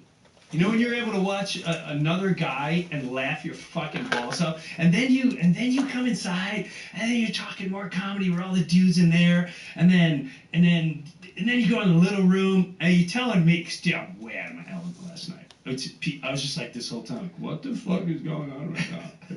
Holy shit! You slipped right into it. Come on, man. Well. You felt like you did, belonged at that place. Huh? You felt like you belonged at that place. Like immediately, the moment you went on stage, we were in the balcony watching you. I was crying. That was the best impression of me I've ever seen anybody do. Well, it's fascinating watching you. Ridiculous I am. Well, that's why I'm in the green room and you're you know, the guys are talking about fighting and you're just like, just every movie you're like, dude, you gotta go slow. It's repetitions, wah, and wah, and then you start going, but you always stay right here. And all of them watching it like that. I'm watching it like that. Dude, you could sell me probably going into the UFC for this one. Fucking you already know that. It was. I really had a good time, but I a lot of those guys are getting into martial arts. You know, Huh? It's a lot of those guys are getting into martial arts. You know, because like guys are trying jujitsu. It's really interesting because it's like they're realizing like there's something to And then it. the thing is, they let it go for so long and so long, like shit's cool. It makes you better at other stuff. As soon as they need a I wanna do scapegoat it, for I didn't something, commit to pow, it pow, yet pow, because I know. bada bing, Joey. your number's up. Joey loves it. Joey Diaz. He does jujitsu all the time. He's a jerk. What happened? Right? We need a fall guy. I know. For what? It doesn't matter. Florida, It's yeah. you. Just playing place in Florida. You Say did There it. is plenty. But, Oh my God, I did what I was Florida's told. filled with, Exactly. like high level jiu-jitsu. but what I was going to say Exactly. You was, did exactly it's- what we wanted you to do, bro. knowing what you're capable of definitely adds to everything about you. The way Yeah. the whole day goes about. Like it creates a fearless, if that makes Well, sense. it's just like it gives you more of an understanding of other stuff. Like if you get good at a thing that's hard to do, it gives you a better understanding of how to get good at other stuff. Yeah. I think like, even discipline. life and just life in general. Like having a difficult thing that you do in your life, I think makes the rest of life easier. I really do. And I think we're just humans are so adaptable, man. You look at people that live in horrible conditions and they seem fine. Like you ever see like these videos of these villages where these kids are playing and there's just dirt, there's nothing else, and they're just kicking around a homemade soccer ball, laughing and giggling. Joe, so last year, 2 years ago, we go on a big vacation, right? I like going to Africa. And we go to this tribe. And What part of Africa did you go? this one was in Kenya. It was right outside of Kenya. We flew to Nairobi. It was just outside of Kenya. But you remember when you were a kid and like you build a fort? Like if me and you were hanging out with 12 years old, you're like, oh, you want to build a fort? Yeah, okay. You're gonna end up getting like, okay, I got a trash can. Yeah. I got my dad's jacket. I got the hood of a car, and we love. And then once you build the fort, then you're inside, and you're like, this is where we're gonna cook, dude. That's what these guys lived in, and they were. It was like watching kids play fort, and they were just so proud. I went in. I'll show you a picture later. It's so fucking cool. You go in, and that's all they got. And I think that when you say that's all they got, it's a misconception. Yeah. They have They everything exist just like we exist. Like they're alive and thriving just like we're alive and thriving. It's just a completely different way of living. A hunter-gatherer's way of living, apparently, when you talk to, and I'm not talking about like, let's be real clear, I'm not talking about like third world people who live in like rural poverty. I'm talking about hunter-gatherers. I'm talking about people that exist off the land. Right. There's something about that they think resonates with people because that's how we evolved. And so when people do that, they're very happy. Like they had a really interesting Western society has docuseries on Vice moved back in the day too far called away from nature. Heino's Arctic Adventure. And I'm a perfect And it's about example. this I'm guy, not a really Heino big nature Forth. guy. I hope I said And his name right. I think the I more I did. learn, the And this more I dude, realize that's detrimental to my health to, because the I don't Arctic in ground like myself. the I don't 1970s. feel like I get enough And sunlight. he's been there ever since. This dude doesn't I have don't a top. eat, He's got a TV with wild VHS greens. tapes, and he watches movies occasionally. He saw about 9/11. He saw a photo of 9/11. He's still never seen the planes go into the towers.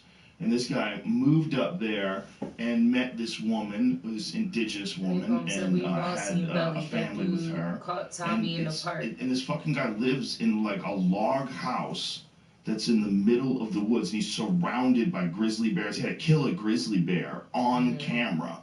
In the middle of this thing, the grizzly bear was coming to kill his dog or eat his caribou or something. It's killed one of his dogs in the past. Like, you have your dogs tied up outside to bark, to make sure that they know when bears are coming. Right. And a bear ate his fucking dog. The dog was tied up. They came back. The dog was dead, or just pieces of it. Like, and this guy lives like this, and he's so happy, but he's also super intelligent. So when this guy's talking, he's explaining how I think this is how people are supposed to live. Well, not only that too, but knowing that your life or any life can end at any moment, at any time. I think when you have a reality that just how delicate all of life is, you have a different perception, and you look at things a lot differently. Like you lose someone you truly love. This fucker knows all of them are vulnerable, including himself. His baby. He lost a 2-year-old baby. It fell out of their boat in the rapids. I mean, this is how difficult their life is, that they're forced to hold a 2-year-old baby in the rapids. Like, there's no other way to do it. They have to get through. So everyone has to survive. That's crazy. It's like the thing tipped over. It's like, well, and we live in our world where a 2-year-old gets cancer. Right. And you go watch that kid go through things and have 10, 15 operations. Yeah. And then you finally lose them. It's life. That's the part. Like, doesn't matter. Part of me wants to go back to that. I know it's gonna be a battle, but there is part of me that feels like this should be the new school. But is there a mix between living that way and like, hey man, let's go get some pizza and burgers. Yeah. Let's go see a fucking movie. Yeah. Or let's go see. We have to get too nuts up here. Is there, because that's the new school, learning how to build a home, learning how to live off the land. Dude, you know what I saw that was fascinating the other day? They took apart this 100-plus-year-old Japanese building with no nails, no screws, no nails. Yep. The craftsmanship is so that's crazy. The many different joints and pegs and where they wedge into each other perfectly, and then they have a separate wedge that they put in each piece to secure it in place. And they built this house this way with no nails over 100 years ago. Is this like the log cabin thing too, where you like? No, but it's not like a log. It's like perfect. Like a log cabin, it's kind of rough. You know, like they do that and they make those cuts and they slide them in place, but it's a little rough. I'm talking about like this precision, thin cuts on wood where they mesh together perfectly. Yeah, you barely see a seam. I saw a complete opposite where they built into the ground, and I don't know if it was like India or whatever.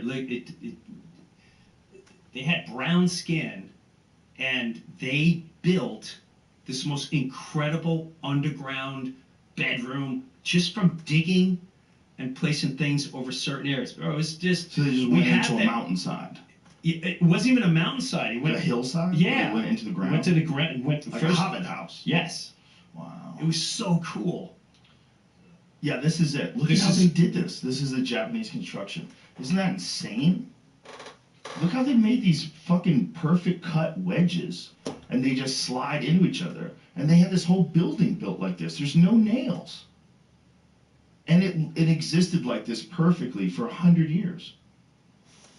Which means that technology is way older than 100 years old. I'm hoping that they're going to reconstruct it. I don't know what they're doing. So how old is that thing? Over 100 years old, I believe. 100 years ago. Yeah, it's joinery. When I was looking it up, it says that that's how they did construction in Japan back then. It's amazing. A bunch of videos of shit. It's amazing. Because it's not like they didn't have nails back then. But what's fascinating about someone who's willing to commit to building stuff like this is like, this is engineering, this is art, this is architecture.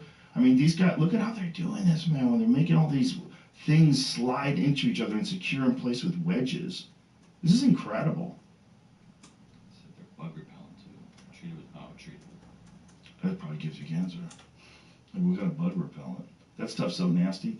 When I did construction, I used to have to carry pressure-treated lumber, and because I was a grunt, and pressure-treated lumber, you get splinters in you, and you're basically getting inoculated with some chemical. like, what the fuck is pressure treated lumber pressure treated with? It smells terrible. It's amazing. We used to have to I did one job that I had during the summer with my friend Jimmy Lawless. He got me a job working for his construction company. And Jimmy was a carpenter at the time. I was a laborer. And we had to build a Knights of Columbus ramp. And it was just carrying pressure-treated lumber and cement all day. Dude, I did 2 weeks. How old are you? I guess I was 18. Yeah, somewhere around 18. It's the last thing I would do. I was like, fuck this. Because I had like entertained some romantic ideas of going into construction. You know, maybe like a good thing. But I wasn't interested in it, you know. I was like, I did a lot of construction gigs because my stepdad was an architect. So I was always on construction sites when I was a kid. But that is fucking hard work. Yes, dude, it is. That's a whole different level. I would never. That is, you're getting up early. Yeah. You're using every muscle in your body. I did that. I think that's on my back. For like so 3 days now. tops, I think. I'm not even kidding. My friend, here's what happened to me was he goes, years we're of working on this construction, hard labor. Yeah, that should wear you down. Whatever it was.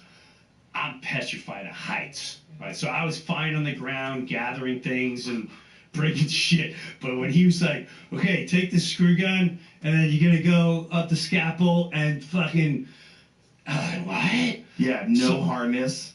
Right. No nothing. No just nothing. climb that thing. So I stood there, and every time he was looking, it looked like I was and then he caught on like 50. He's like, Brewer, you haven't even gotten one in. I'm like, oh, fuck.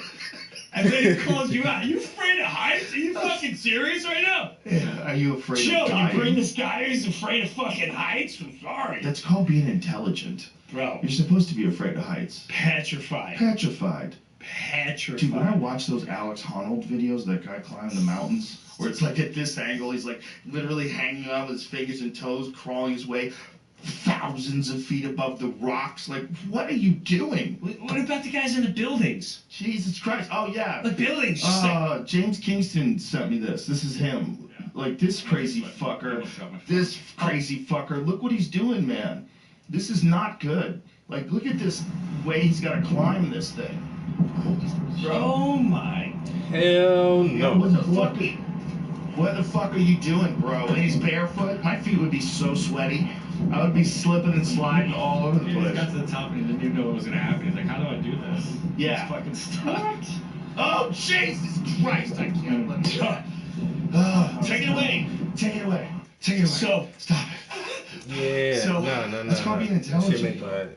So I remember one time I was with my kids. I went with the family, and we go, and the kids really want to go on this Ferris wheel, all right? But I think I don't remember where it was. It was definitely in the maybe it was Canada. It doesn't fucking matter. All I know is you're in a cage, and this one goes really high, really high. I'm good. Right? Yeah.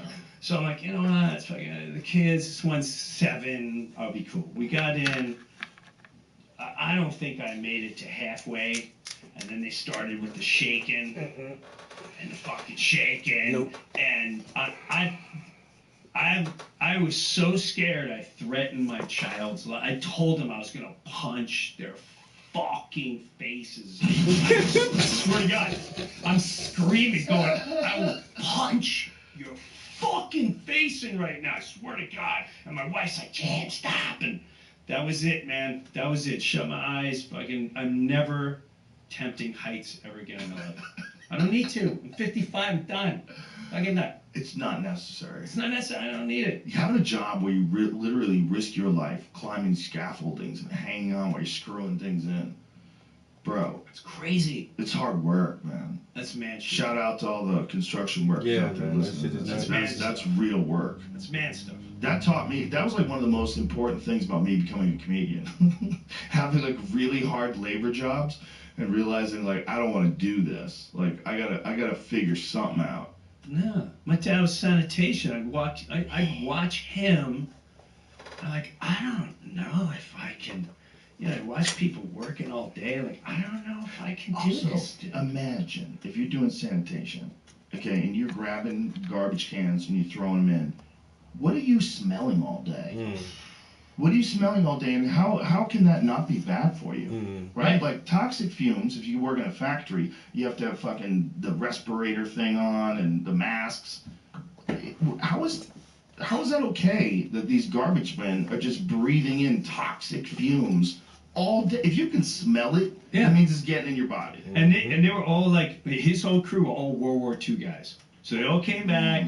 They all just came back from that. They all hook each other up. Right. And they all got jobs doing that. Solid job. I mean, maybe they don't smell it too much. Maybe they do it now. He come home smelling like pure ass. It seems Ass like and dog shit. It was horrifying. There's certain jobs where, like, Jesus Christ, like, how do you protect people like that in a pandemic? Yeah. Like, you can't stop them from working. Pay them more isn't money. it funny that, like, certain people were allowed to keep working? Like, Don't get me started. Well, what's weird is, like, have you ever seen they a lady had garbage jobs that were deemed person? critical. That was my favorite. Lady garbage person. We will tell you. Okay. Yeah, Let that's a jobs job up. like women Essential, won't take that shit. yeah, Because like you so said, you're that meant slinging if you were fucking trash and non-essential, shit. like you didn't if a bag contribute to bursts open, society, you got you were baby diaper non-essential. juice We on will you. decide who is essential. Even the trash men, none of them are super pretty. I mean, they're was all, very like, I'm not saying Like ugly, less. but Like, yes, they're it was manly. listed as. That's a man's Rough job. hands. The show must go on. The show must go People on. need to be entertained. Although they got it a Meanwhile, lot we better didn't know we were nowadays, part of the though. sub-show. It's not nasty Yeah, like it we were was. That's when what it was Rogan on. said. Like it ain't, Yes. and that's what I don't understand about Remember this the county. early Like days, even Yeah, 'cause in, I'm not gonna lie to you. If Put they on paid me well an enough, I event. would surely be a trash lady. And, Because they all were you saying do no, is you drive can't the have trash. events anymore. but at the Because same yeah, at the because same of time, COVID, yo. like, shut the fuck Years up. ago We're in gonna South, find I mean, this is when I was a and kid. eventually Like we wound up doing it indoors. Darlington with no County, audience. our trash Eventually, system, it was a the few months county into one gave doing, you we did a show in a trash Jacksonville, I can believe. that It was definitely specifically Florida. designed to And, allow no, the trash no truck audience in an arena. to It pick was that shit wild. up and dump it itself. I remember that. It was weird because it was. And a this was big when ass I was arena. And, a kid, you know, and it now wasn't just like us, and I everybody's would think that weirded would out. be standard, but our trash truck, these motherfuckers got to And pick the everybody's trash like, up by hand and like, throw is that this shit like, in the what back of fuck the is truck. this? It was like the early days of the pandemic. Yeah, that's what Everybody I'm was still thinking of. really Like, now weirded when out they by gotta do it. the work, You know, you write ours good. It was But I mean, It's is very that faster frustrating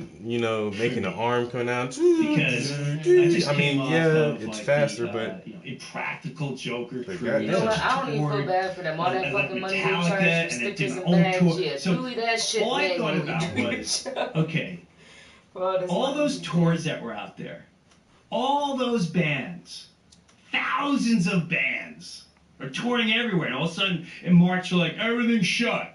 But up until Yeah, February, you I had don't know. That thousands doesn't of seem different like that's fair to bands. them. All the meet and greets, all the hotels, all the airlines, all the partying, and no one out of that. No, you never heard anyone dying. And I would do meet and greets, have people coughing on me. I didn't know anyone dying. And I'm not saying people didn't die. We're not saying that because they get pissed. Like, is someone right now going, are you saying someone didn't die? No, dude, it's not what I'm saying. You want to hear the most fucked up statistic that I've heard recently? 74% of hospitalizations and deaths could have been prevented. Is it 74%? Is that the number? With vitamin D?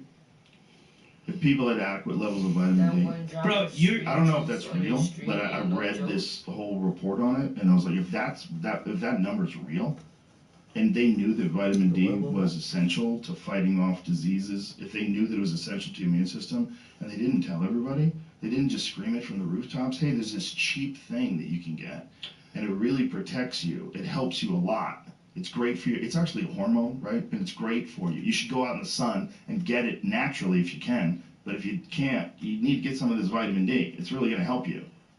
Bro, when... And I would tell everyone, I would get into debates. Well, I just got in it with a friend, and you know, people you love, and I go, you're the example of when you got sick, right? And then you come on and you say, hey, this is what I did, and blah blah blah, and hey, it helped me, right? That's all you did. Yeah. Now, it's how nobody sees that moment. If the world is in such utter despair from a disease or whatever you want to, is killing everyone. Now let's let's say it wasn't that. We didn't have the news. You just heard people go, oh my God, everyone's dying. Everyone's dying. And they're like, well, what do we got to do about it? You have to get a shot in the neck. You got to get the shot. Well, is there any other? No, there's no. And then out of nowhere, someone goes, hey man, I ate this plant. I'm not saying no, I'm just telling you, I ate this plant. And it was this berry. Actually, kind of tasted another. I ate the berry, and then I did like 10 jumping jacks, and fucking stood out in the sun for an hour. And I don't know which of the remedy, but it helped. You think one person will go, whoa, what did you do? Not one human being. And when you saw the vicious attack. Well, it's a coordinated response. It's like, it's very clear why they did it. They did it because I said that I got better and I wasn't vaccinated. Dude. And I got better quick. And they were mad. And so the best thing they did, the dumbest thing they did, was say I took veterinary medicine. they're talking about a drug that is in the World Health Organization's list of essential medicines. It's like they've had billions of prescriptions, not like 100,000, like billions of prescriptions of ivermectin. I got so pissed at some of my heroes, like, you know, Terry Bradshaw, sorry to bring up his name. I can't look at him anymore. He's on Fox, what did he do? NFL, and he's like, I mean, let's face it, they're horse pills. I'm like, oh, dude, they bought you too? He just didn't know. He doesn't know. He's probably one of those guys that's scared of the disease. He's an older guy, and they have a heightened level of anxiety when it comes to this, and they think that people are being irresponsible. That's what they really believe. He just is misinformed. That's all it is. You're right. He just didn't know that it like this narrative that there's only one way to deal with this, and that this way is actually going to stop it. Well, if it is going to stop it, why do you care who gets it? You should just get it. Because if you get it, that means that no one else is going to. You're never going to get it. Everybody who gets the shot is never going to get it. That was the narrative. That was a lie from the beginning. And now we're realizing that it was a lie. Everybody realizes it was a lie now. Like, I was talking to someone last night that had COVID really fucking bad after being vaccinated. Like, really bad. 2 weeks wrecked. So I have a great friend, and his daughter, college, gets the shot. She ends up in the emergency room, and she's got blood clots on her liver. And they're all like, you know, what do you think of it? Well, you know, she rose a lot on the row team, and like, are you really really gonna believe that's what it was? Well, people do anything to not blame it on the vaccine. Like, when there's an injury, like, people want to find all sorts of other reasons. If there was any other thing that came along that was a new, novel remedy for things, and then there was this host of side effects that were attached to it, people would want to be investigating those side effects. But because this thing came along during the pandemic, and what Robert Malone talks about, where you have one solution that's presented to a problem that's isolating society, people are literally trapped, and this one thing is offered up as a solution, and anything that's opposing that gets attacked. Because everybody does the work of the propaganda machine. The regular people do that work because they genuinely believe that you're a knucklehead if you don't go and get vaccinated, and you're going to fuck this up for everybody, and we're never going to get back to work. So they have that in their head, and that's their narrative. He just never looked. He's an old guy. Okay. He just probably wasn't looking into it, and he really thought that he was probably doing the right thing, encouraging people to go get it. I get that, you know and I totally get that 100%. But I feel like people like him and everyone that have been out there, even the ones that believed everything, and that's okay because they get scared, and I get it. Yeah. There's still ladies on air. There's still masks on planes. You can tell they're scared. They're scared. They got them.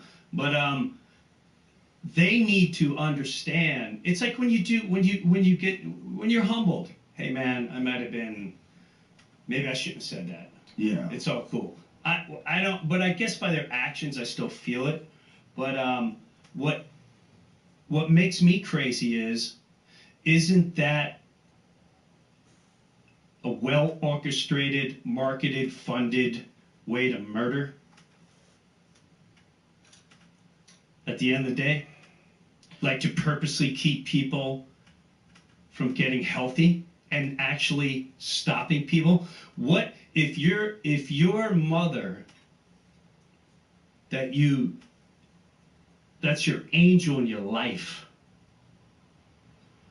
and what's being forced and threatened and ridiculed and shamed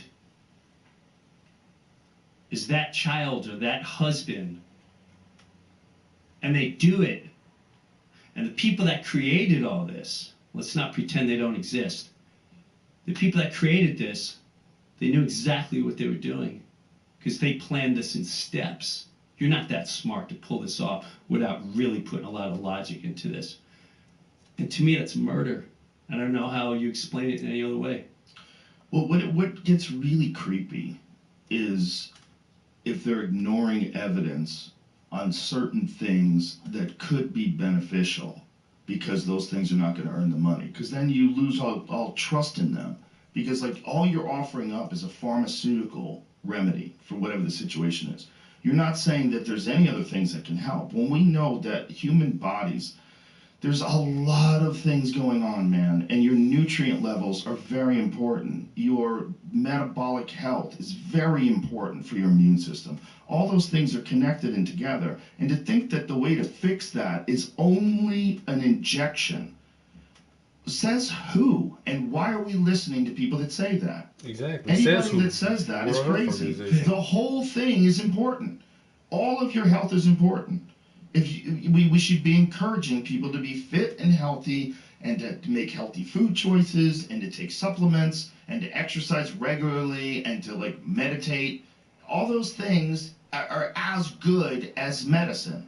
If what you could get from being healthy was available in a medicine, it would be the most popular medicine in the fucking world. What you could get from being a fit, healthy, happy person, holy shit, would that be a valuable medicine? And you can get it for free. That's available. You just got to do it. And they don't tell you that because they don't really give a fuck about your health. They give a fuck about you following the rules. And if you follow the rules, especially in pertaining to this one, then they make a fuckload of money. And they have no accountability. And that's what it is. It's unbelievable. That's what it is. And so when someone like me says, hey, I got better real quick, they're like, oh, you fucking idiot, you're taking horse dewormer. They're all saying it on CNN. So CNN lies. Now you know they lie. Because they knew I wasn't taking veterinary medicine. They knew that the guy who invented it literally won the Nobel Prize. It's so dumb. That's one of the dumbest checkers move ever. It's you know what it is? It's like playing chess and you just run your king out to the middle of the table. Fuck you, man. You're taking horse medicine. We're just going to repeat it over and over again. No one's going to know the difference. No one's going to research the billions of human prescriptions. The fact that it's an antiviral, that it stops viral replication in vitro, that there's studies on it. The fact that it stops yellow fever. People get all these parasites. It kills them. You're so stupid. Oh my God. It was one of the dumbest things. But how could anyone ever trust them now when you know that this is how they treat something as so easily provable of being false?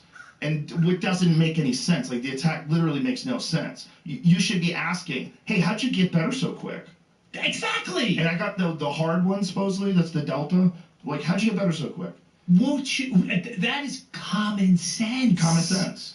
But how do they create this? Because they this one narrative thing, the thing that Dr. Malone talked about. Instead of like saying, oh, what kind of life choices is he making? What medicines did he take? What are monoclonal antibodies? What is IV vitamins? How does that help when you're sick? You know, what can you take that with your normal sick, or is it just COVID that it helps? IV zinc, IV vitamin C and D and B. All that shit is fucking amazing for you. Do you think that enough people realized? Because that's the thing. If you're just hanging out with someone, if you're hanging out with me, and eventually I start lying to you all the time, are you going to take anything I say seriously? Right. It's over. Who in your life do you know that lies all the time that you take seriously? And you take seriously? None. No so one. Now that every media group that exists lied right to your face. Right there. Like, while they were doing it, someone had been writing it going, oh my God, this is like such dick stuff, but I love being. You know what it's like? The corporations, we want to think of them as being these impossibly large machines that make money, and they are, but they're just run by people. Yeah. And some people are dorks. And those dorks get important jobs, and they put Dylan Mulvaney on a Bud Light can. That's what it is. These are dorks. And you see the response that Bud had, the most recent response? It's like the fucking dumbest pro-America rah. Like, we don't know who you really are now. There's like interviews with the lady who is the head of Bud Light talking about why they did it and about the old sort of frat culture attached to Bud Light, dismissing the people and like the humor of the people that like Bud Light. And so they're going to change that with this crazy attention whore. On day 365 of being a woman. I mean, we are in a fucking Coen Brothers movie. This is a Mike Judge movie. You're 1,000% correct. Like, Yeah. how does nobody else see what lunacy is going on right now? There's no other way to explain it. Bro, you gotta watch this Bud Light commercial. This new Bud Light commercial. Find the new It's Bud just- Light I've commercial. never It's seen just like this the commercial. dumbest I really- pro-America I do wanna see this rah-rah. shit, no. It's so stupid and cliche. Oh my It hurts my feelings. It's so dumb. And it's weird because I watch so much YouTube, and YouTube plays so many commercials. This is a company in deep It's crazy shit, that bro. they've never played this commercial. Things like this. Look, you got the prairies, the ocean, you got a Clydesdale. Have you ever seen running it? down the street. I've been hearing about it, but I haven't That's the seen thing. You're like, everybody talks about this commercial. I've never seen the fucking commercial. In the heart of America. I did find out why Cadillac is for Found black in people, though. community, where a handshake is a sure contract. I watched this video and it was like, why do so many black people drive Cadillacs? And I thought about it and I'm like, yo, a lot of You us know, I would old respect people. this if they had this, and then Dylan They Mulvaney said just they had starts a campaign cartwheeling where into they the only frame. marketed to white people, but their company was specifically about crafts. And a white man came in and was like, look, this is what we about to do. And he wanted to market to black people. And after they marketed to black people, they came out of that movement. And then the next year, I think their numbers were like better than they had ever been before. This But, is the you know. story of the American spirit. Shut the fuck up. Wow. Shut the fuck up. Just kind of I makes hate you think more. like most of these companies don't really care about whatever cause they're actually marketing. Like, what are you doing? What is that? What was that? You can't come Bro. out in like chick's clothes and then turn around and bring a stallion out. Well, the Like, problem just see is what I saw. if you let CEOs talk about stuff like that and give their opinions about stuff like that, then everybody knows who you are. So you can't just make this commercial. Like, where's this coming from? Right. Was this AI generated? That's probably a Chat GPT 4.0 version of the perfect American commercial. That's really what it is. That shit didn't have nothing to do with drinking Bud Light either, by the way. That was like, that made me want to move to Montana. Like, you want to be in the mountains and see the dust and shit. But that's like the dumbest commercial of all time. But it's so obvious what they're doing. They're trying to, that's like, the we need to commercial. let That's the that comeback sit for a little commercial. I bit. guess he just But played. that's what I'm saying. You don't have one or two guys on the board going, I don't know if this is a good decision, bro. I don't think they get to. I think that lady made a decision, and she thought inclusiveness is important, and we're gonna Or is open this up like- the brand to new people. Or is this like an organized crime hit? The thing is, like, if she didn't make the thing about frat boy culture, if she didn't like kind of disparage, what was her exact quote? See if you can find her exact quote. She didn't disparage the humor of the people that enjoy the product. Like, that is such a crazy move. Well, that's what I'm saying. It's just like an organized, in my head, I go wacky, but What I'm saying is, like, if she just said, like, everyone can like Bud Light. Like, if that was her and she's like, America is the freedom to be whoever the fuck you want to be. What did you see? If that's what they said, I'd be like, okay, great. She was disparaging. She was This talking about frat boy inclusivity, culture, talking about like this sort of frat rowdiness. culture Yeah, I around remember Bud that Light. one. CEO's name is And we need to get new drinkers on board Is or that the something. guy? I don't know. That's what There was a woman saying, yeah, so that's a man, so this person was a woman Unless I'm misgendering them, Jesus Christ. No, it was a girl. Don't say it. And then after the commercial bombed and it their was a stock woman, for dropped sure. in like 2 There's days, videos of her talking. she got fired. There's videos of her talking about why she made the decision to do this. But it's like, you can say that we want other people, like America's freedom, and the freedom to be whoever you want. If you want to be a woman for day 368, that's your freedom too. But if you're doing that and trying to like change who buys the company and dismiss all the other people who buy the company, who buy the beer from the company, that's so dumb. That's like such a silly move. Well, that's what I'm saying. It's so weird to me. I instantly always see mob hits. Yeah. I see a mob hit just walking in like, your company's done. What do you mean? Fucking done. What do you mean? Bang, bang, bang. Everyone's fucking out. Put on the thing that's going to get rid of their crowd. You don't think you're fucked? You'll never kill us. Oh, really? Let's roll your tape. Oh, you mean like someone did it to try to kill Bud Light? Dude, they're fucked. What a great hit. That would be amazing. I'm a caddy rider. I got mine. Someone came in there. I am a gypsy. Yeah, because black people get discounts on Cadillacs, man. That shit just I just listen. I didn't know that either. I kind of felt like it was gonna say something like that. But once they said it, I'm like, damn. Everybody over 40 that I know has either had a Cadillac, or their mama had a Cadillac, or somebody had a Cadillac. I love that You're just moving assets. Elon Musk and Bill Gates had. Pretty sure my daddy had a Cadillac at some time, and so did his mama. What? He shorts it So, and he it's not he all banks old on people, Tesla I'm just doing saying. poorly. Once I seen that, I was like, damn. Elon. So yeah, I think they were like the pioneers. Black people had to, they said what they was doing was paying people large sums of money up front to go and get the car for them anyway, and only very, very wealthy people could get them. I'm not petty, but And so I like once he when figured people that are. out, he was like, well, we gotta save our market. Don't nobody else want to sell to the black people. We I might as well. enjoy it. I enjoy when people are And so petty. even to this day, it's like, I don't know. What are Should they? we be What are they thankful? upping Or each should we other? not be? Because I just Had think some of it's the like best marketing disrespectful campaigns for out Bill there. Gates to short Tesla's position. That's and they showed how that's the a commercials gangster went move. from one year, it Yeah, was I'm not a fan of Bill no Gates. black It's not a people in the wise move. commercials, It's to not- changing that it to Trump where it still can wasn't a kill it. lot Wait of till black that people in goddamn commercials, Cybertruck but comes it out. was Dude, more let me targeted tell you to something. black people. That is the coolest vehicle I've ever seen. But don't get me wrong, caddies are good cars. Like, Cybertruck I ain't from Tesla. mad. I'm just saying, once I It's found a that out, I was like, stamped steel, electric, all off-road vehicle that's bulletproof. It could stop a good thing I'm 45 not a beer round. drinker except for You ale. can raise and lower the height so you can off-road on this fucking thing. Because they It say looks something like about it's Angry Orchard, I 100 gotta years turn in the another future. cheek. When Yeah, you're standing but next to it, it's absolutely the coolest looking car I've ever seen. Like you see it in pictures. Have you ever seen it in pictures? No. If you see it in pictures, it looks fucking badass. But if you see it in person, you realize how big this thing is. And then you get in it, it's fucking gorgeous. That's what it looks like. When that thing comes out, you can't make enough of these fucking things. He These said he goddamn already things are has gonna be his everywhere. pre-ordered. Everyone's gonna have a bulletproof car. Like Bill Gates is making a terrible choice. That's what it looks like. When you see it in real life, you just go, holy fucking shit. What's the movie when they're? What's the famous movie? Look at that fucking thing. Look at the size of the windshield wiper. That's one giant windshield wiper that goes across the whole screen. It's like a tank, Bro. but without the big cannons. And it goes 0 to 60 in 3 seconds. And it goes out in the. Is it like a four? You know, it goes over 100%. rocks and all of that Yes. stuff. Oh yeah, it's flat because there's no drivetrain. There's no transmission in the center of the car, so the entire car is flat on the bottom. So even if you have an off-road vehicle, you have axles, right? Yeah. And these axles, they protrude, they stick down, and so that like messes with your clearance. That's why the trucks are raised, and that's why the tires are bigger, so you can get over. That's because you can get over more shit. What is this?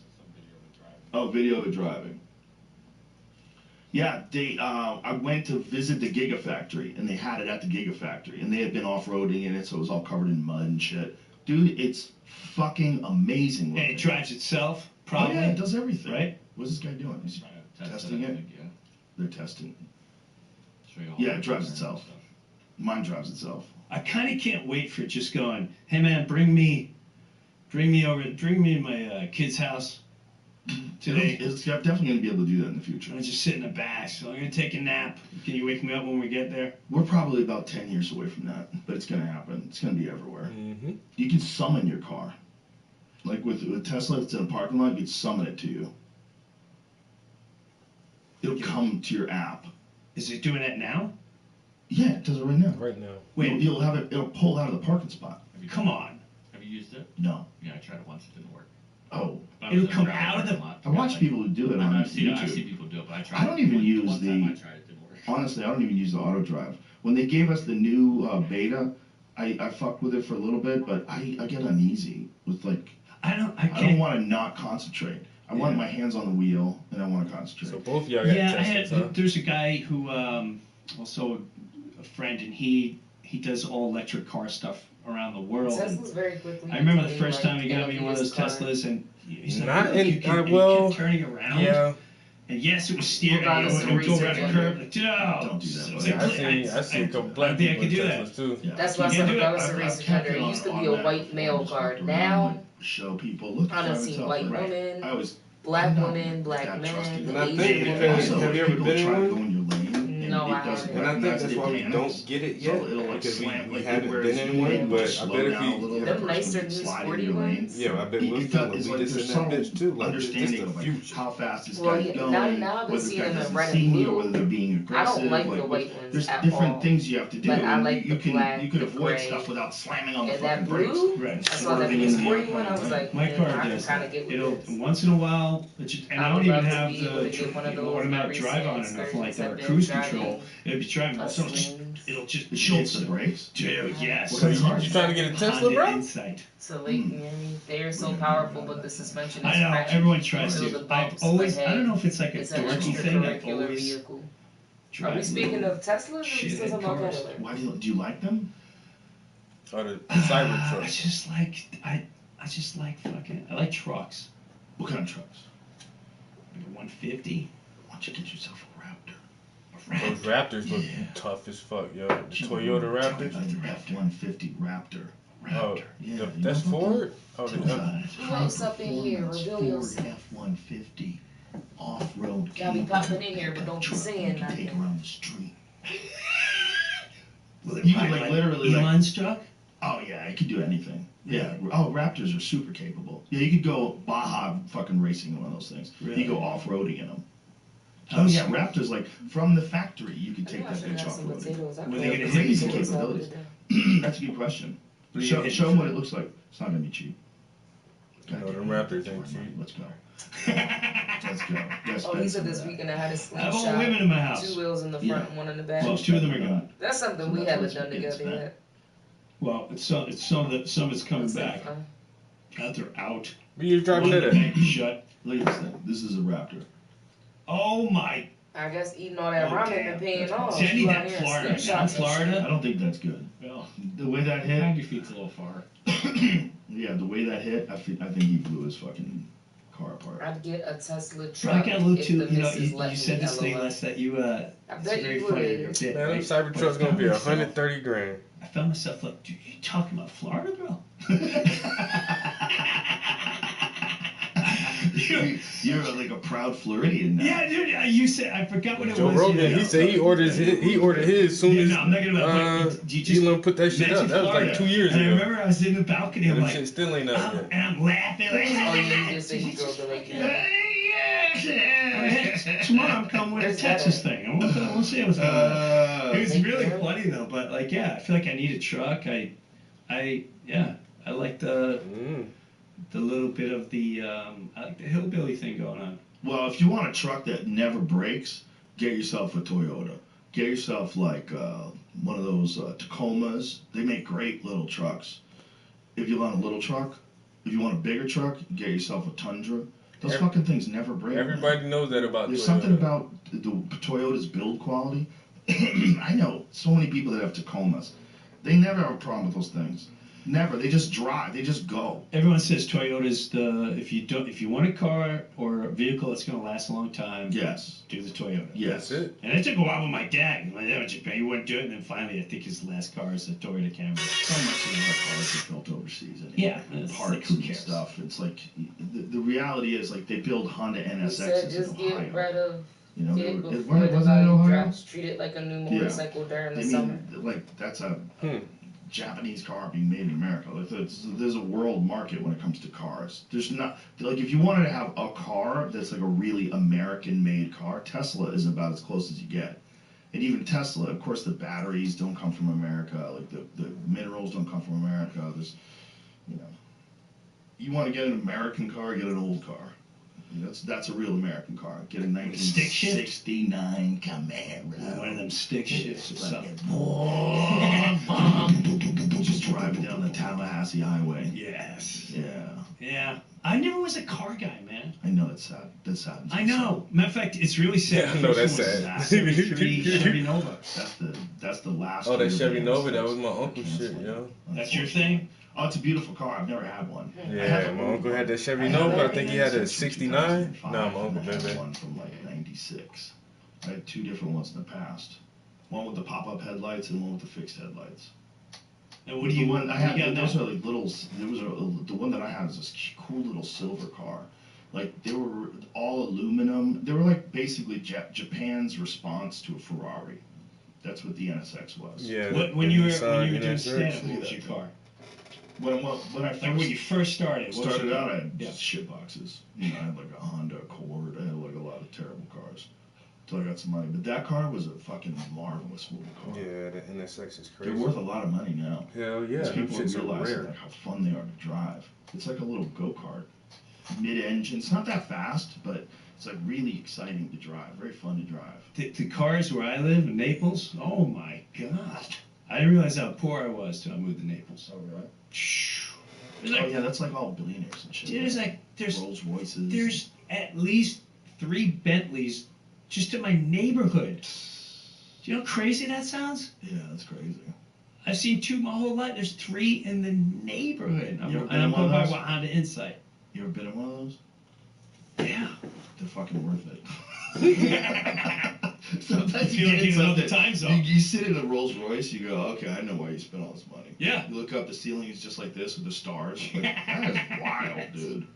That's wild. But there's something about that level of balling that's 60 LS was my favorite Is it? car. Yeah, I don't ball like that. Lexus, That's man. too hard. I think balling that was too the hard. first auto car. So am I going too soft? No. Honda Insight? That's why I like Lexus. muscle cars. Muscle cars, like You already know he muscle gonna cars are agree. like, you know, those Yo, are that big that's body probably Lexus, them pretty shits much ain't cheap, man. anybody who Shit's so saves up expensive. money can get a version of a muscle car. Yeah. You know, $80,000 it's like car. you're not going to get a version of a new Ferrari convertible, right? You're not going to get a version.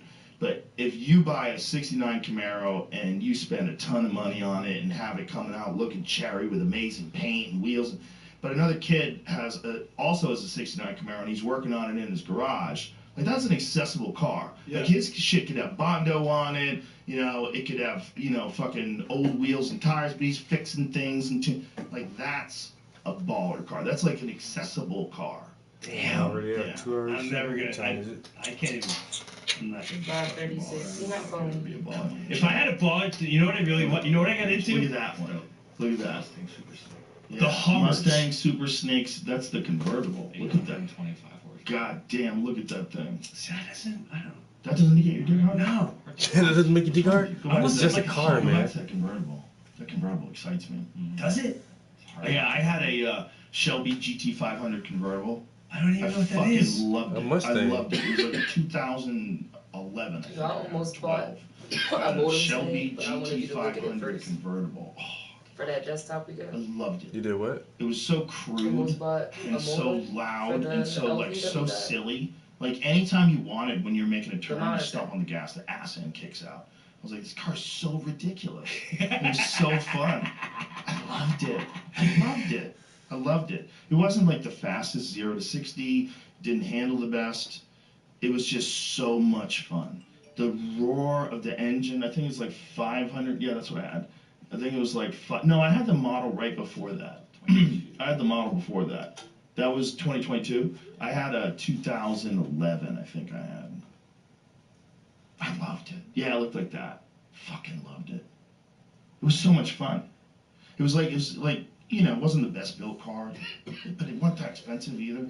They're like, there's something about it's like you're in a thrill ride. Yeah. Like, you're not driving. Every time you're heading on the gas, like, the top is down, right? So you hear everything. So you hear the blah, blah, blah, blah. You stomping on the gas, the wind's in your face. Ah! It was so much fun. It was great. It was so much fun. We got rid of mine. Yeah. But Being smart. That's true. One sensor went out. I like playing that. We're coming to your town. We'll have your body down. We're an American band. You're fucking on the highway, Jim, bro. Right. This motherfucker's going down in the lane. And I'm next to you in the Honda Insight blasting fucking Metallica. No remorse. No remorse. Come on, man. I want you to picture yourself, Jim Brewer. I want a Hummer. I want you in a red convertible. Buy a 2012. You can still get them. And people have them and they're low mileage. I like this these is higher. you on the highway. Come on, son. The music is blaring. The wind's got your hair flowing. Woo! Maybe out of 20-ounce Starbucks. I need. Now he's trying to sell you on a new Corvette. Those are great too, but I like you as more of like a 2012 Shelby GT500. What about stick shift? I like the tank thing. A tank? No, like the Elon tank? Yeah, like I was a Hummer guy. I That's wanted it. a Hummer. I know it was corny, but I loved it. We're an American man. That car right there, that's you. We're an American man. Maybe Red, white stripes. Flaps? Fuck yeah, flaps. Give the man some flaps. But that red one, the red convertible. Click on that red convertible. That's the shit. Right there, bro. That's you. See, now that... Wow. Raunchy engine. Listen. You're at a red light and you just hear it. And it just goes, come on, Daddy, let's go. Let's go, Daddy. I was in that for like a very short period. I love that car. I'm gonna go buy one. So they should definitely try to slingshot. Come on, His man. only advice I wanna be is you just when I not grow go up. for long That's what a distance. car. That's Go one somewhere of the most fun cars I ever See, owned. now and that... ride out around Now I'm the excited. city. A Hummer? Yes. Yeah, I don't know. That's the only thing about I like being higher. I get it. shit like that. Well, you should see my Four truck. wheelers I have and a TRX. dirt bikes Yeah, and motorcycles yeah. and From shit Hennessy. like that's It has all 1,000 they're really good for horsepower. is just Oh, like riding damn. around. Yeah. It's the most preposterous truck ever. You would love it. You're way above everything. Yeah, no, I thought about renting one of them shits one time before, and it's just like, okay, what do we do with it? And that's it, just The problem is ride, sometimes shit's ride happening around. ahead of you. I be and you getting don't know tired why of being it's in the hitting car. brakes. Fuck that. So you don't see it until I'd rather like be a somewhere second or doing two something. after someone who's higher up gets a view of it. That's it. Look at that motherfucker. Yes. That's why the little cars freak me out. Yeah, I love driving I that think thing. the only thing on my list That's for and this it sounds summer so. is probably Myrtle Beach. But you know, some of those Post Or our Malone ones list. like We that, both said we like the want to double go back rear to the wheels, beach, like but just to then carry again, around. last summer Myrtle Beach was kind of miserable. He just stacks gold in the back of it like a leprechaun and drives around. Was he on here? Yeah, he's awesome. Yeah. I love that dude. I saw him on concert. He's very fun dude. We did mushrooms. We did the whole podcast on mushrooms. Why, you sound like Mark. We did mushrooms. He loves music. Yeah. He loves like playing music and learning guitar and. Made What if it his wife super, didn't know super that talented he did creative mushrooms? And individual. Yeah. Very Yeah, unusual so- person and really He fun. said, what if she He's didn't really know or fun she to talk did? to. Yeah. Didn't know. But what were we talking about? I have no Oh, clue. the trucks. Hennessy. Yeah, or just get yourself a Raptor.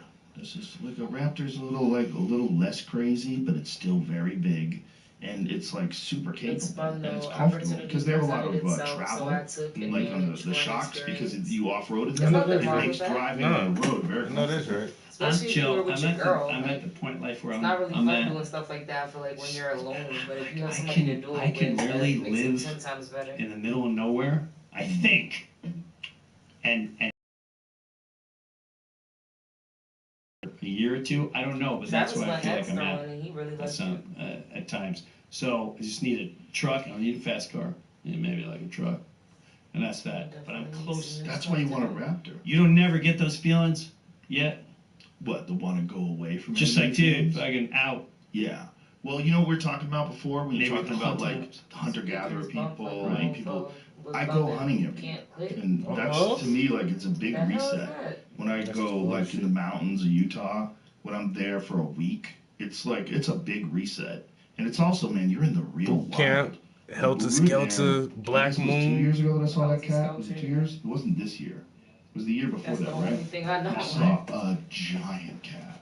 It was so big, dude. It was under a tree. My friend Colton spotted it. We were driving. He was driving, and we were taking this dirt road, and we go through this creek, and we're going up this little hill, and he stops on the brakes real quick, and he goes, "Look at that fucking lion." And I look, and I just see these glowing eyes that are underneath this tree. And the headlights, it was just getting dusk out, and the headlights were catching his eyes, and his eyes were glowing. Bro, it was huge. He had this big old fucking pumpkin head and these giant forearms, and he's sitting there, and this was a full-grown Tom mountain lion. It was a real big male, like a 180, 190-pound cat, like that. It was that big. You're not getting that It was motherfucker so crazy. off. I'd seen him before, but the ones I'd seen before were like little ones. I saw like a 60-pounder maybe, or a 70-pounder running across the street in Montecito in Santa Barbara. I was just driving, and I saw this thing run across the street, and I saw his tail. I was like, oh shit, that's a mountain lion. So what do you do? So what do you do when you see this thing staring at you? Like we were in a truck. Luckily, Okay. Luckily, we were in a truck. Okay. But dude, I pulled up my binoculars from the truck because it was about 30 yards away from us. I pulled up my binoculars in the truck, and I was freaking out. Just closed in on this thing, this fucking killing machine. Dude, I've never seen one that close before in the wild. It's terrifying. Any illusions you have of escape or fighting at all. Oh, I'll just run away. Yeah, right, bro. Your brain does all these calculations, like maybe I can fucking. No, and it's just, all that shit is gone. No. All that shit is so out the window when you actually see one. Like you just melt. You're like, oh my god, I'm putty. I'm a water balloon. It's just gonna scratch me apart.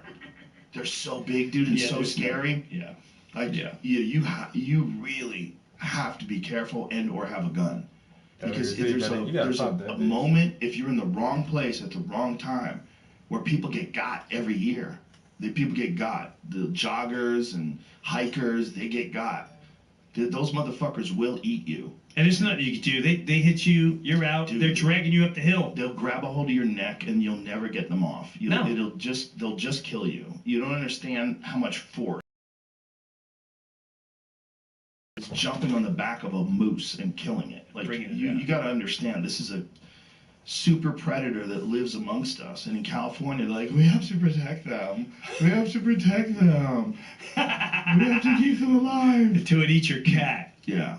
Or your dog. Well, they eat mostly cats and dogs. Yeah. They did a study of them in San Francisco, and all the ones that they had deprivation. Is it depredation or depredation, right? Depredation. I think it's depredatorizing. Oh.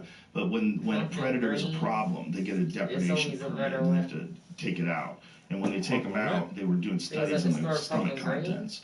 It was 50% cats and dogs. Oh, wow. Well, yeah, it makes sense. Easy prey. They're just sitting in the backyard. They're in the front. Yeah. You let your dog out to pee, and the next thing you know, Benson? Yeah. Yeah. It happened to a buddy of mine recently with coyotes. Oh, no. Yeah. You ever see those videos? I have, unfortunately. I know, I watch those too. The scary ones are when wolves get a dog. A chained up dog. Chained up. And there's nothing. And you see the dog knows he's fucked. The dog knows he's fucked. He knows he's chained up. Away. Yeah. Oh my god. And they'll pull him right from the chain. They tear him apart. Yeah. It's horrifying. Yeah. But that's your, not the horrifying, but that's your peace. That's your going away. I'm learning that from hunters, where a lot of the hunters, I shouldn't say a lot, like the ones that I know, it's not so much the hunt. I mean, yes, it's the hunt, but it's also being out there in nature, in the wild, just you and nature. And that just completely reboots everything about you. Yeah, that's certainly a part of it. There's a lot of things going on out there. It's also like there's a connection to the actual cycle of life. Like you'll stumble upon a dead animal that has been torn apart by something. Right. And we were in British Columbia once, and we stumbled upon this this calf that had been torn apart by wolves. And it's just all hair and bones. It's just wild. Yeah, you see, that's another reason why I like I like going to Africa. I go on a safari. Go to. I love it. Just it snaps you back into reality. Yeah. This is true life. This is true nature. Yeah, we created something really weird with cities, and Weird. because we're so adaptable. Because people are so adaptable, we've adapted to city life, and it is so unsustainable. It's just it's such a weird way to live because you can't get your food that way. The food has to be shipped in every day, constantly. There's no, like, the real way to live is to live around your food. That's the way to live. The real way to live is to live, like, real close by to your food. Yeah. When you everything is getting shipped in, and it has to go up an elevator to get to the 50th floor where you live. Well, you got some banana like me when I was like 18 and I was shipping produce. And then you got like cherry tomatoes on top, and I'm stoned out of my bird. And you're eating the cherry tomatoes? I'm eating the cherry tomatoes, and the guy's like, now listen, when you go down the stairs, if you feel the thing going. I remember, I'm pretty sure it was a fucking mobster restaurant. I know it was. And he's like, listen, this is the guy's father. He's like, so he loves his cherry tomatoes? No fucking problem, dude. I made on the truck maybe 2 steps. And oh no. Oh yeah, he's like, I'll go distract him and you bring that shit up and clean up. But Jesus Christ. But the point is, you couldn't pay me.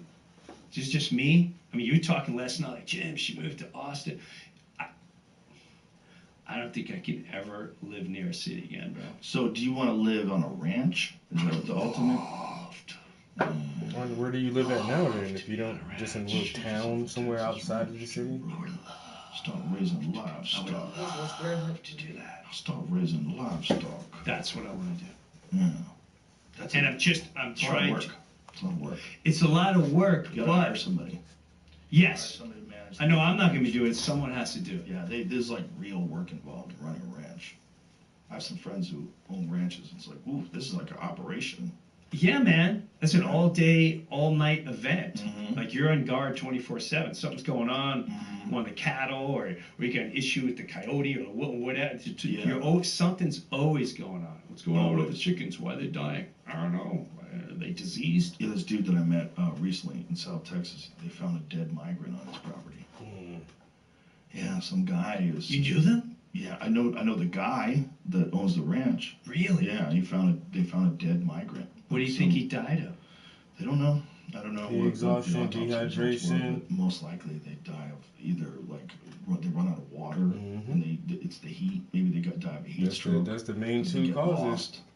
You know, these are enormous. Dehydration. Motherfuckers think they can like that trek. You know, take a week. You walking for 3-4 days, you ain't got enough water. You like done. they're about 40 minutes, 50 minutes drive from Mexico. Yeah. And so these 50 poor minutes. guys, You know how far you just wandered. How many miles it takes you? You can go in 50 fucking minutes. This ranch and apparently couldn't find water. Just couldn't find water and that heat was that. stroke. Sometimes with heat stroke, what happens with people is it happened to this UFC fighter, Evan Tanner. He's this really interesting guy who he went on like a walkabout. You know, he would go on these like nature retreats to try to find himself. He was like really into meditating. Very interesting guy. And he did it in Death Valley. And he couldn't find his water. He got disoriented and he wound up dying of heat stroke. Yeah, I don't have desires like desert walking and stuff like that. That's scary. Very dangerous. Yeah, man. He couldn't find his water. You didn't bring water with him when you were there. How you couldn't find your water? Yeah, what do you It's the hottest place on earth. I think it gets like way over 120. Which is wild. I was in Arizona. 130. How much? 134. 134. Do you know what 134 degrees must feel like when you go outside? No. That's a literal sauna. Yes. You know how it burns your lungs when you first go in the sauna? That is insane. Yeah, that's... 134 degrees is so fucking hot. That was in 1913. Well, how good were their fucking thermometers back then? You know, can we believe in that? Are you gonna trust the time on a 1913 watch? My apologies, it was 103. Yeah, how the fuck do you know? Stop lying. You read out of Mercury. A lot of lines. Just Valley just recorded the hottest temperature on Earth. 130 Go ahead degrees. and call it for the day. Wow. When was that?